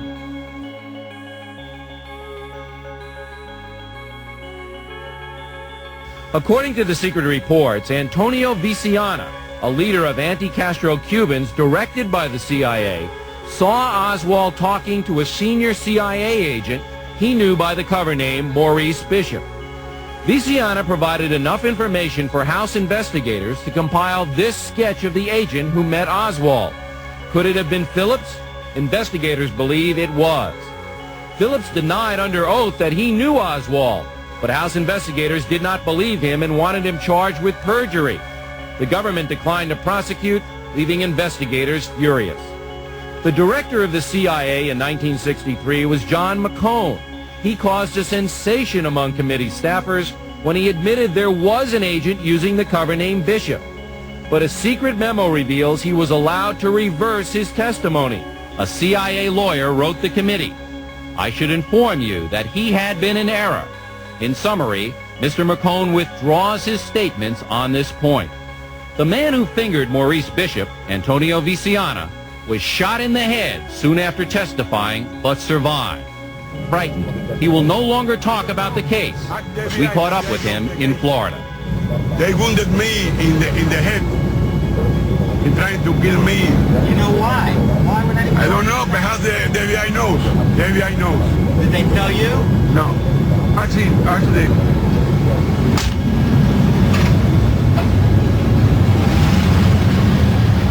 David Adley Phillips died of cancer in 1988. Investigators believe Phillips was angry at JFK for botching the Cuban Bay of Pigs operation. Did you kill the president? The second explosive revelation in the sealed documents also links the CIA directly to Oswald. While living in Dallas, Oswald was befriended by Russian-born George de Mohrenschildt. Investigators determined he was a contract agent for the CIA in Central America and the Caribbean. In 1977, moments before he was to be interviewed by House investigators, de Mohrenschildt blew his brains out with a 20-gauge shotgun. House investigators believe he was a crucial link between the CIA and Lee Harvey Oswald. There is no question that the sealed JFK files are extremely embarrassing for the CIA. House investigators have told Inside Edition that the agency did not fully cooperate in their investigation and that the CIA had final say in the report that the House Assassinations Committee made public. Thus, the public report makes no mention of the CIA's links with Lee Harvey Oswald. But the secret documents are another story.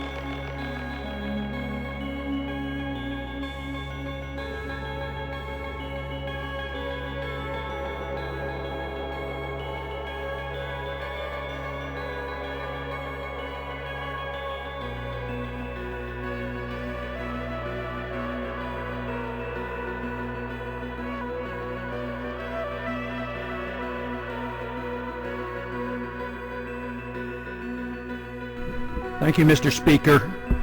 The last nail is being driven into the coffin of the American Republic, yet Congress remains in total denial as our liberties are rapidly fading before our eyes. The process is propelled by unwarranted fear and ignorance as to the true meaning of liberty. It is driven by economic myths, fallacies, and irrational good intentions. The rule of law is constantly rejected, and authoritarian answers are offered as panaceas for all our problems. Runaway welfarism is used to benefit the rich at the expense of the middle class. Who would have ever thought that the current generation and Congress would stand idly by and watch such a rapid disintegration of the American Republic? Characteristic of this epic event is the casual acceptance by the people and the political leaders of the unitary presidency, which is equivalent to granting dictatorial powers to the president.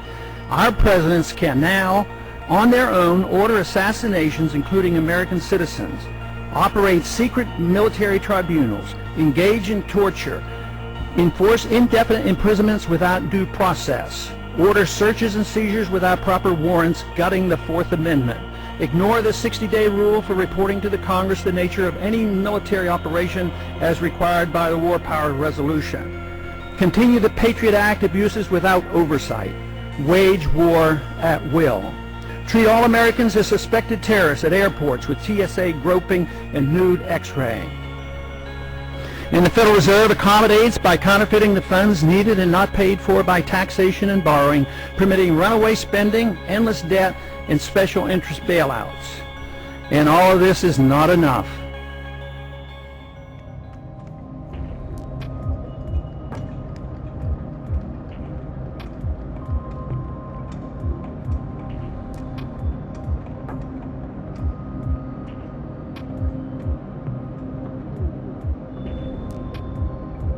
People should be on the television, on the radio, as much as we possibly can, and telling these youngsters that it's wrong to carry a gun, and that if you have information about people who are carrying guns, you've got to share that with Chief Thomas and with his people as well. I've also asked the school board to make a part of every day some kind of anti-violence, anti-gun message. Every day, every school, at every level.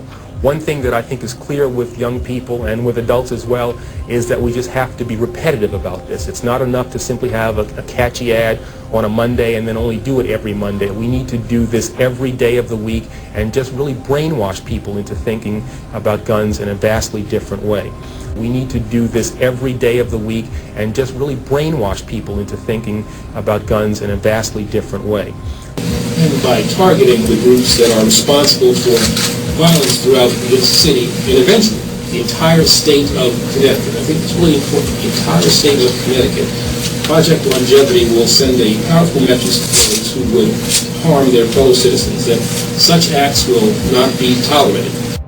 America's top law enforcement official found in contempt of Congress. The resolution is agreed to. Thursday, the Republican-controlled U.S. House of Representatives reprimanded Attorney General Eric Holder for failing to release internal Justice Department documents related to a botched government investigation into gun running. Known as Fast and Furious, the plan allowed thousands of weapons to be purchased in the United States and smuggled into Mexico, in the hope it would lead authorities to the leaders of Mexican drug cartels. But most of those guns went missing. Many are believed to have found their way to drug gangs, and 2 were found at the site of a shootout that killed Brian Terry, a U.S. Border Patrol agent. Fast and Furious, the Department of Justice permitted sale of more than 2,000 weapons that fell into the hands of the Mexican drug cartels was both reckless and inexcusable. We still have unanswered questions. Did Lanny Brewer know better than what was represented in the February the 4th letter?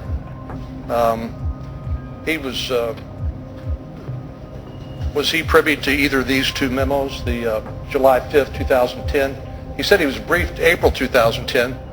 And by the way, what office does Lanny Brewer hold in the Department of Justice? He's the Assistant Attorney General for the Criminal Division. And why would Lanny Brewer, knowing as he did back in April 2010 about Operation Fast and Furious, allow a letter that went out on the department stationery February the 4th, 2011, why would he let a letter that was false represent the position of the Department of Justice? Well, first off, the briefing, the Blue one, AAG Brewer brief, that was about wide receiver. That wasn't about Fast and Furious. By the way, do you know the differences between wide receiver and Fast and Furious? I mean, do I know that they're different operations? Right. And so do you know the differences, the factual differences between wide receiver and Fast and Furious? I know that, well, I mean, there are a number of differences, both I think in scope, both in terms of time. The Bush administration was the one that started wide receiver. The Obama administration is where Fast and Furious began. Does it surprise you that these boxes, 5 boxes, represent just what one gun dealer gave us voluntarily? Well, in fact, this seems to be all the information you have responsive to our subpoena. Does it cause you to think that, in fact, we believe you were withholding documents?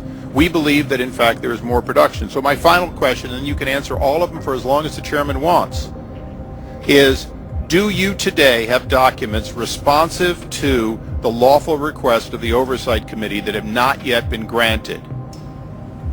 All right, well, let me go back to my first answer that I was not... Well, mine's pretty easy. Mine's a yes or no, and then the others you're going to go on for a while. I'll get to that. Would you please get to it first? Gary Grindler, he was not provided with a detailed analysis of Fast and Furious. He was given information about Mr. Chairman, I asked earlier that the Attorney General be placed under oath. I was denied that. But what I will make the point is that it is not productive for anyone to come before this committee and tell us what somebody else didn't know. That is exactly how the legislative liaison behind the Attorney General, Mr. Weish, came and gave false testimony to my committee. False because people who are still working for the Attorney General knowingly gave him misleading information in addition to the U.S. Attorney, and no action has been taken. The Mexican government complains that they were not informed about the Fast and Furious operation. Did you authorize this operation, and was President Calderon properly informed about it? Well, first of all, I did not authorize it. Eric Holder, the Attorney General, did not authorize it. He's been very clear that our policy is to catch gun runners and put them into jail. So what he's done is he's assigned an IG, an Inspector General, to investigate what exactly happened here. Who authorized it? Well, we don't have all the facts. That's why the IG is in business to collect the facts. You were not even informed about it? Absolutely not. This is a pretty big government. The United States government. I've got a lot of moving parts.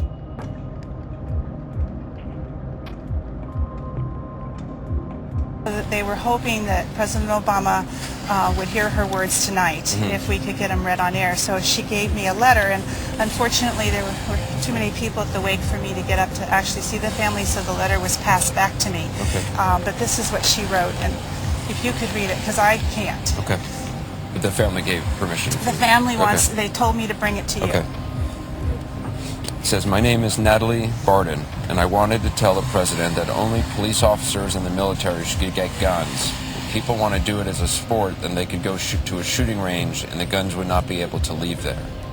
So that's what she wants President Obama to hear. She wants, yeah, this is what the question she wanted to ask him. What was it like spending time with President Obama? Was that helpful for you all?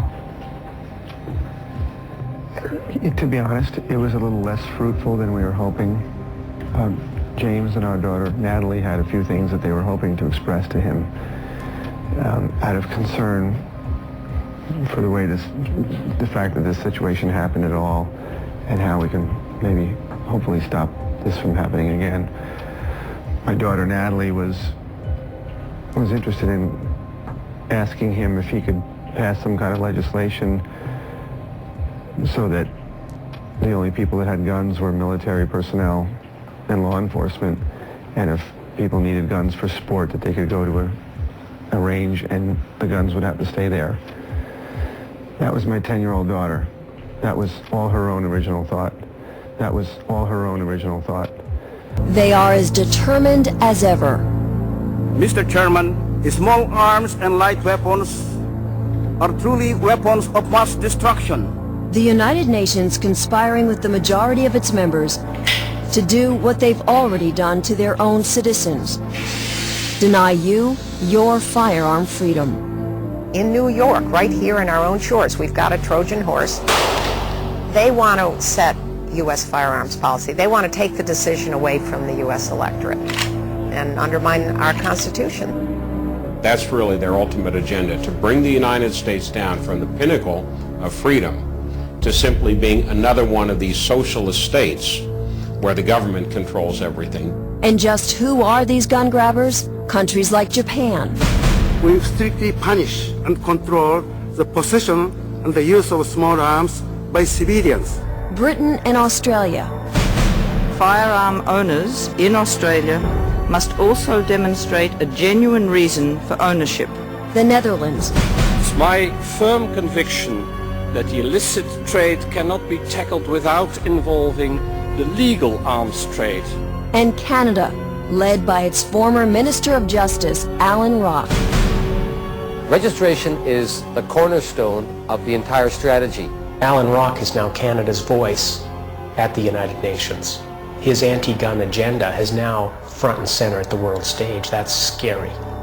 Scary because the United Nations continues to get away with what it does best. It's a stealth operation. Secretly scheming behind closed doors to outlaw your guns. We must not wait until 2006. Accountable to no one. People don't get elected to the UN. And that's the really scary thing. How the hell do you get rid of a UN bureaucrat? These are the biggest human rights violators in the world, and they're trying to tell people in the United States that we shouldn't have certain civil liberties. But the UN is not pushing its agenda alone. There's a propaganda machine working every day, targeting the NRA and gun ownership as evil. It's called IANSA, the International Action Network on Small Arms. This is not about military small arms. This is not about rocket launchers. What they're really after is my Winchester hunting rifle. Just log on to IANSA's website, and you'll see it's made up of more than 500 anti-gun NGOs, or non-governmental organizations. They are absolutely awesome in terms of the power they have. Power and a plot that is being engineered right here in London, in that building behind me where IANSA is headquartered. Imagine, nearly 230 years after the American Revolution, there are still forces at work here on British soil, determined to trample on your freedoms. In fact, there's 20,000 gun laws on the books. And thanks to one of them in Texas that restricted carrying a concealed weapon, Susanna Hupp, well, let her tell her story. Back in 1991, I was with my parents at a local restaurant, and we had just finished eating when a madman drove his truck through the window and very methodically began executing people. And he wasn't spraying bullets.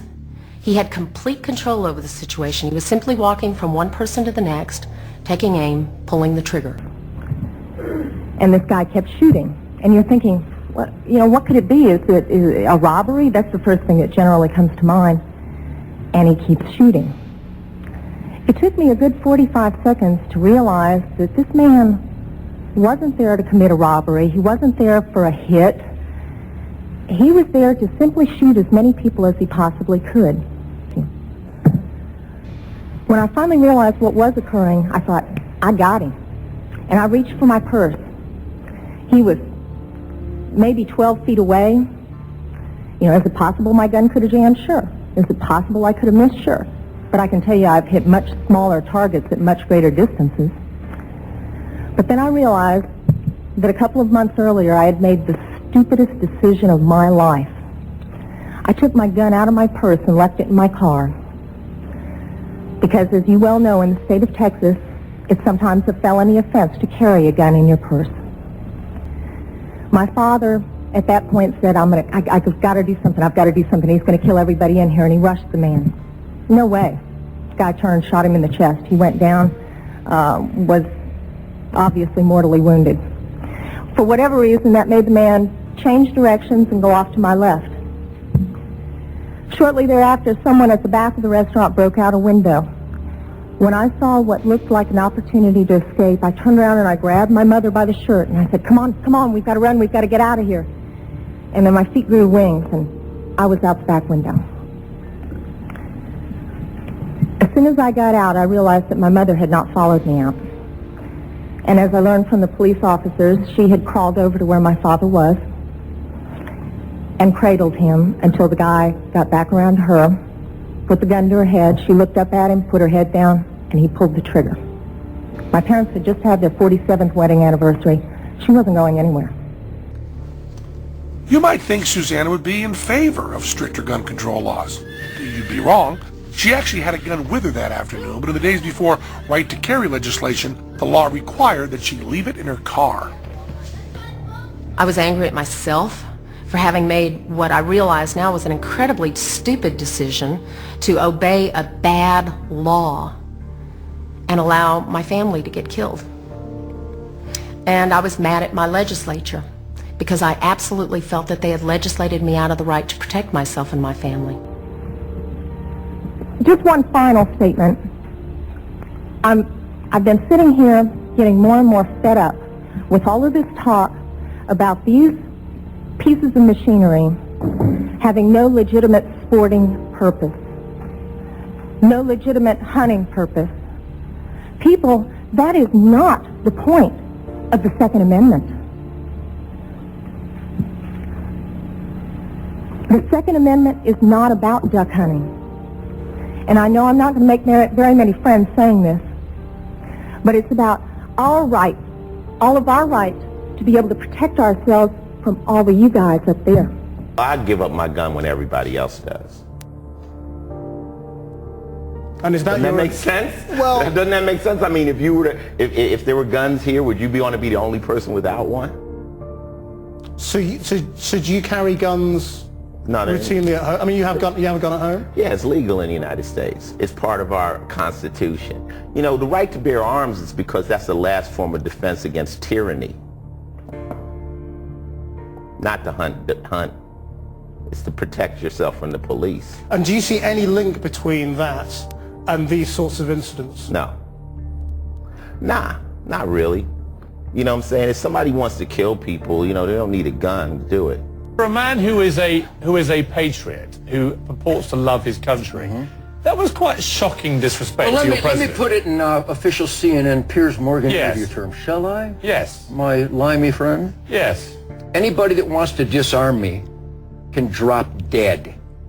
Anybody that wants to make me unarmed and helpless, people that want to literally create the proven places where more innocents are killed, called gun-free zones, we're going to beat you. We're going to vote you out of office or suck on my machine gun. Yes, but you can take it whichever way you Much as want. I'd love to suck on your machine gun, the whole point of your defense is that a lot of people do drop dead precisely because you are armed to the teeth, and you'd like everybody else to be. Not true at all. 80 Here, people. write this down. See, you're so rich. You write this down. 80 people a day die in America from gun shops. And 75 of them to 78 of them, statistics by the Uniform Crime Report by the FBI and the UN Study on Violent Crime, 78 of those 80 are let out of their cages by corrupt judges and prosecutors who know that recidivism is out of control, know that they'll commit the crimes again, and they let them walk through plea bargaining, early release, and programs. They still Kiss my ass. Yeah. Where you have the most armed citizens in America, you have the lowest violent crime rate. Where you have the worst gun control, you have the highest crime rate.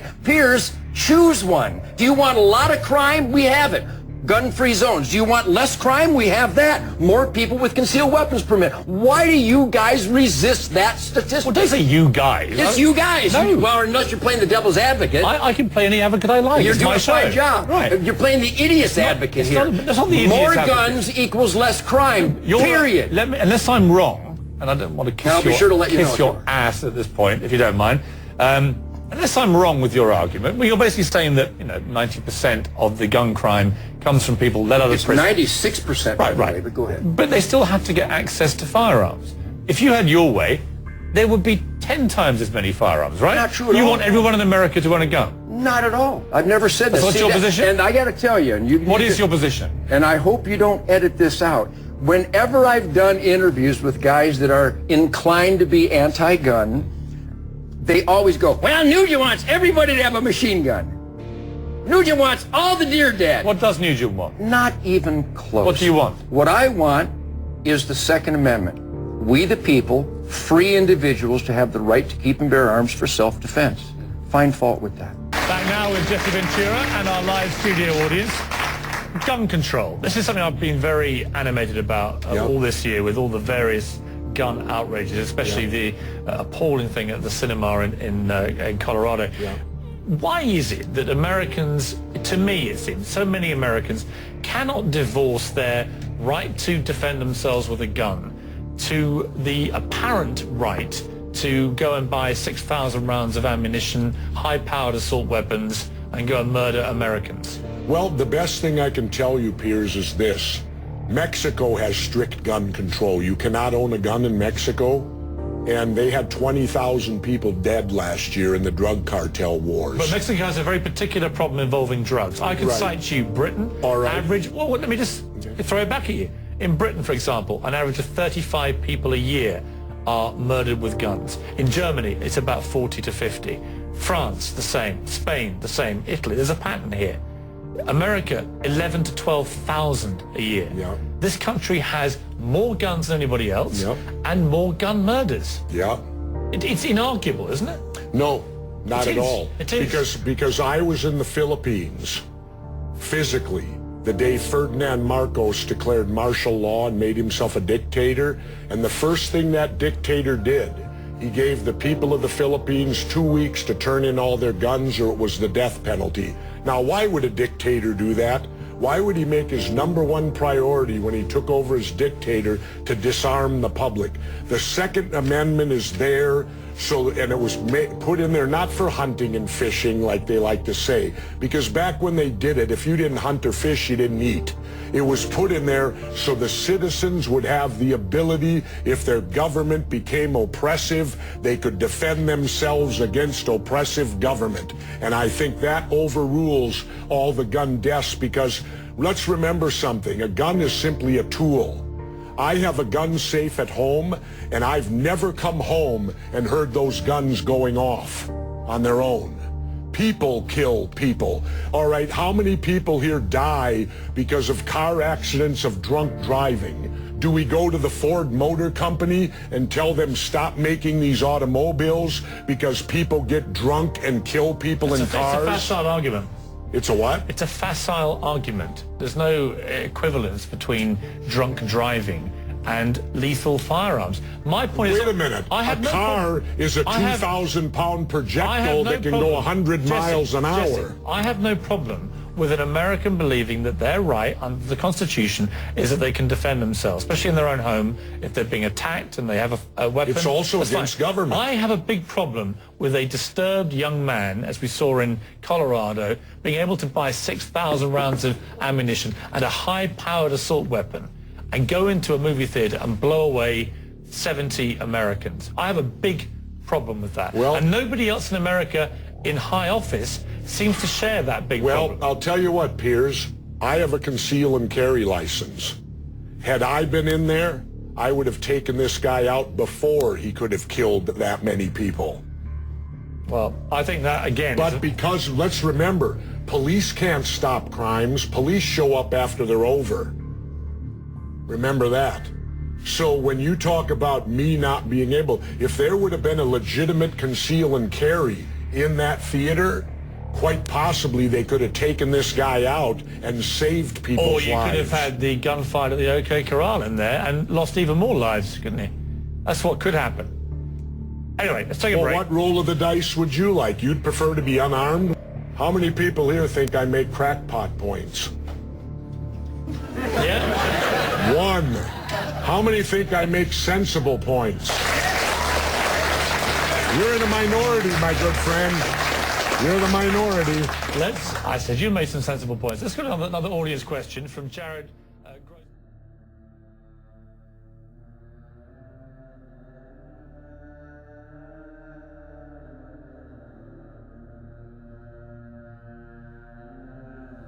Albert Pike was a U.S. attorney, Confederate officer, writer, and is considered to be the father of modern Freemasonry. If you are unsure of what Freemasonry is, it is a fraternal organization or secret society in which almost every town and city has a lodge. Members of these lodges include many important figures involved in the community, such as bankers, government officials, law enforcement, judges, lawyers, and many other positions of importance in relation to the maintaining and control over a community. Chances are, if you look around your own community, you will find a Masonic lodge with links to the town's history and development. Because of his contributions to Freemasonry, Albert Pike is highly regarded and has a monument at Judiciary Square in Washington. In 1871, Pike wrote a letter to Giuseppe Mazzini, whom has been accredited for founding the Sicilian Mafia and was a 33rd degree Freemason in Italy. In this letter, Pike described a vision that he had and in great detail described 3 world wars. Many people believe that this letter was actually a plan set out to be followed by initiates in order to create a one-world government system deeply rooted in Freemasonry. The details of each war have unfolded exactly as Pike had described, which has led many people to confirm that the first 2 wars were planned beforehand and that a 3rd World War, and the bloodiest and most destructive of them all, has yet to take place. Because of the astonishing accuracy to this letter, which was written well before any wars were termed world wars, it is important to consider this when taking a look at what is happening in our world today. According to Pike's letter, the First World War must be brought about in order to permit the Illuminati to overthrow the power of the Tsars in Russia and of making that country a fortress of atheistic communism. The divergences caused by the agentur or agents of the Illuminati between the British and Germanic empires will be used to foment this war. At the end of the war, communism will be built and used in order to destroy the other governments and in order to weaken the religions. Pike went on to say, the Second World War must be fomented by taking advantage of the differences between the fascists and the political Zionists. This war must be brought about so that Nazism is destroyed and that the political Zionism be strong enough to institute a sovereign state of Israel and Palestine. During the Second World War, international communism must become strong enough in order to balance Christendom, which would then be restrained and held in check until the time we would need it for the final social cataclysm. The Third World War must be fomented by taking advantage of the differences caused by the agentur of the Illuminati between the political Zionists and the leaders of Islamic world. The war must be conducted in such a way that Islam, the Muslim Arabic world, and political Zionism, the State of Israel, mutually destroy each other. Meanwhile, the other nations, once more divided on this issue, will be constrained to fight to the point of complete physical, moral, spiritual, and economical exhaustion. We shall unleash the nihilists and the atheists, and we shall provoke a formidable social cataclysm which in all its horror will show clearly to the nations the effect of absolute atheism, origin of savagery, and the most bloody turmoil. Then everywhere, the citizens, obliged to defend themselves against the world minority of revolutionaries, will exterminate those destroyers of civilization, and the multitude, disillusioned with Christianity, whose deistic spirits will from that moment be without compass or direction, anxious for an ideal, but without knowing where to render its adoration, will receive the true light through the universal manifestation of the pure doctrine of Lucifer, brought finally out of the public view. This manifestation will result from the general reactionary moment, which will follow the destruction of Christianity and atheism, both conquered and exterminated at the same time. It would seem that in order to ensure that revolutionaries do not gain the upper hand in regards to this final war, the world government system, or the United Nations, has been on a mission to slowly disarm the people in many countries so that there is no threat by the public against those in government and law enforcement. It is to my belief that when the United Nations tries to enforce a gun ban in the United States and Canada, it will be a major factor in the start of this Third World War. Many people see past the lies and the deception and are not willing to allow a government that manufactures weapons and actively engages itself in war and terrorist events to leave them defenseless by disarming them. If a gun ban proves successful, then who would be left with the guns?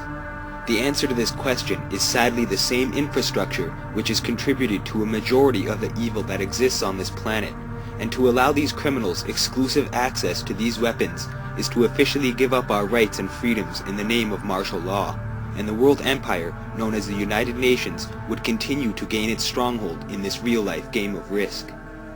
The same organization involved in the active shooter drills and emergency services training, FEMA, has taken the precautionary steps to prepare themselves for a public retaliation against government and are fully prepared to kill as many people as needed to ensure the continuance of government and world policy. This little new cut road divided this field, and the right side of the road was filled with, which I thought was portable toilets.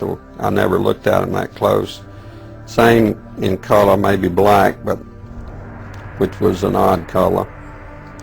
And I was sitting there going over my notes, and a van pulled alongside of me that turned out to be the property owner, and he greeted me, and he was by himself, and so we had a good little dialogue there, and I asked him about the field of black boxes. What were they? Because I'd never seen anything like that, and his statement was that if he told me, I would be one of few people in Madison, Georgia that knew about them. And he says they're disposable coffins, I believe he told me. And he says there's 100, at that time he said there was 125,000 there. And they were stacked, he told me 15 high. I asked him who owned them, and he stated that the CDC owned them and that they were leasing his land for storage. And he said his brother worked with the CDC in Atlanta and had been asked by the CDC to do a 3-year extension to place temporary morgues all across the nation.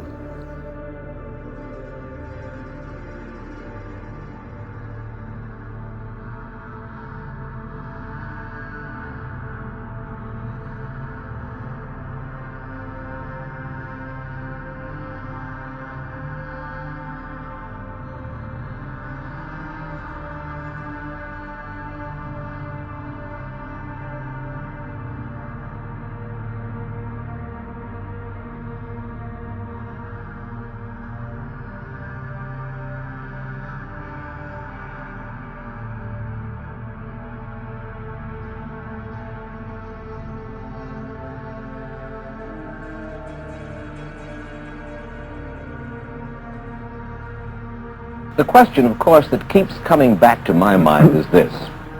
Obviously, politics in themselves are not evil. Television is not in itself evil. Atomic energy is not evil. And yet you seem to fear that it will be used in an evil way. Why is it that the right people will not, in your estimation, use them? Why is it that the wrong people will use these various devices and for the wrong motives? Well, I think one of the reasons is that these are all instruments for obtaining power, and obviously the passion for power is one of the most moving passions that exist in man, and after all, all democracies are based on the proposition that power is very dangerous and that it's extremely important not to let any one man or any one small group have too much power for too long a time. After all, what are the British and American constitutions except devices for limiting power? And all these new devices are extremely efficient instruments for the imposition of power by small groups over larger masses.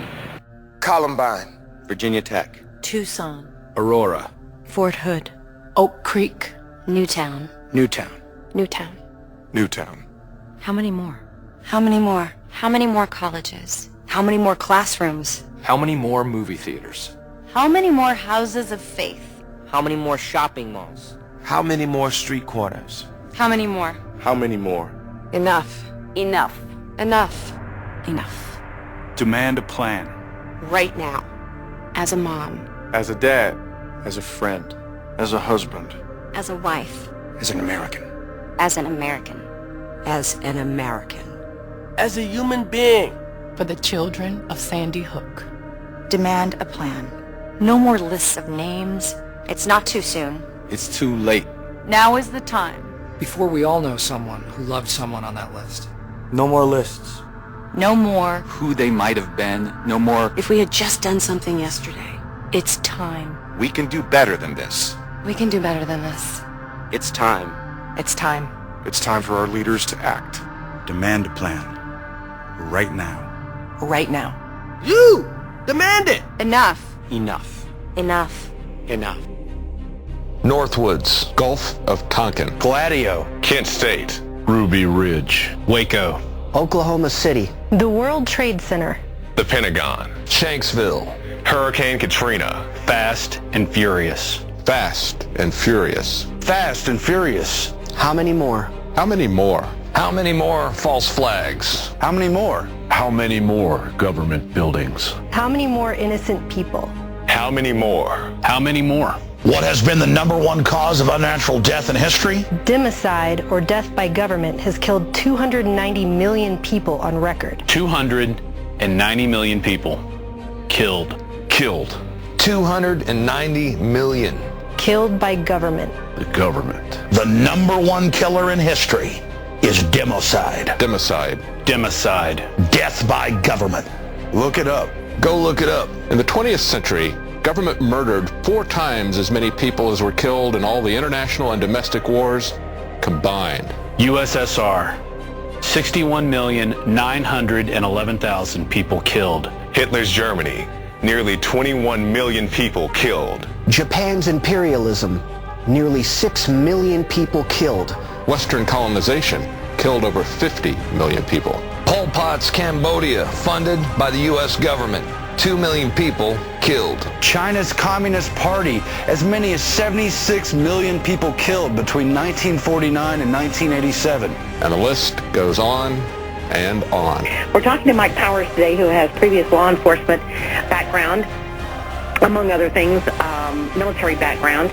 And we're trying to get to what we do know versus what we have been told. And we have a right to do that because there are those of us who do not trust the criminal element of the U.S. government. And there is a criminal element of the U.S. government. The evidence handling protocols and procedures that were used in this situation from beginning to end have drawn questionable opinions from professionals from all over the industries, from law enforcement to the gun industry to anybody out there that just knows what's right in front of them when they see it. And there's a couple of the other points we're going to address when we get to it, that especially about that evidence handling procedure and some of the way the media has portrayed this presents some very dangerous things in our opinion, which is why we're here today. The alleged attacker appeared at the school wearing a mask to conceal his identity. So to this point, what we have is the quote-unquote official story, which unfortunately, and no pun intended, is shot full of holes. There has been no conclusive evidence to prove that Adam Lanza ever existed on multiple different public records and resources sites. We've had no luck whatsoever in locating anything to indicate that he was ever actually a real person. We found tons on his brother Ryan. but nothing on Adam himself. And there is an interesting anomaly that takes place in 2009 where Adam kind of like, according to the media, drops right off the face of the planet, no longer has an electronic footprint. So many of the other just blatant, dishonest inconsistencies that come up in these things, because as we know, this is the information age. People with access to the internet, people with access to public record search sites that, you know, $24.95 a month, and you can background anybody, anything, anywhere. Adam is an enigma at best. The individual just completely has no indication of ever having been anywhere. And that's kind of what initially drew myself and my colleagues' attention to this situation. Was as it immediately began, the first thing that we thought was, oh my God, not again, cannot believe this. These just keep happening. And that's what initially spurred the desire to investigate this, because the story started to change so many times, because there were so many inconsistencies, because none of this stuff added up. Which only redoubles all of our opinions in this matter of how could this individual walk into an enclosed space with an unsuppressed carbine and fire off, according to, again, Connecticut State Police Lieutenant J. Paul Vance, quote, hundreds. He fired hundreds of rounds in the school and was still carrying on his person hundreds more that he had not discharged. And essentially you're talking about a 165 decibel or better percussive impact on the human nervous system inside an enclosed space like that, and that's simply just not possible. The disorienting effects. I actually had 2 telephone interviews with 2 doctors of audiology yesterday, and this is the levels that we take our investigation to. I'm not going to assess it based on my own personal information, my own personal level of training. I'm going to take this to industry professionals who have doctorates in these matters to make sure that my information is correct. And both of those doctors of audiology have indicated that the impact on the cochlear tube of the inner ear would be devastating under those conditions, that the individual would lose balance, he would lose cognitive ability just from the sheer shock of the incident. So it's all of these things. It's not just one isolated thing. It's not just one minor detail. It's the entire pile of all of the details from all the different directions. So, and that's why one of the main reasons we're committed to this, and this is what we've told our elected officials that we've called, that if this is to be the catalyst that fundamentally changes this nation at its core constitutionally and strips away 250 years of right, privilege, and tradition, that we're not going to go down without a fight. In order for him to be in full compliance with the story and actually carrying those hundreds and hundreds and hundreds of rounds, what that indicates to me is that he would have to have magazine pouches on both sides at the best.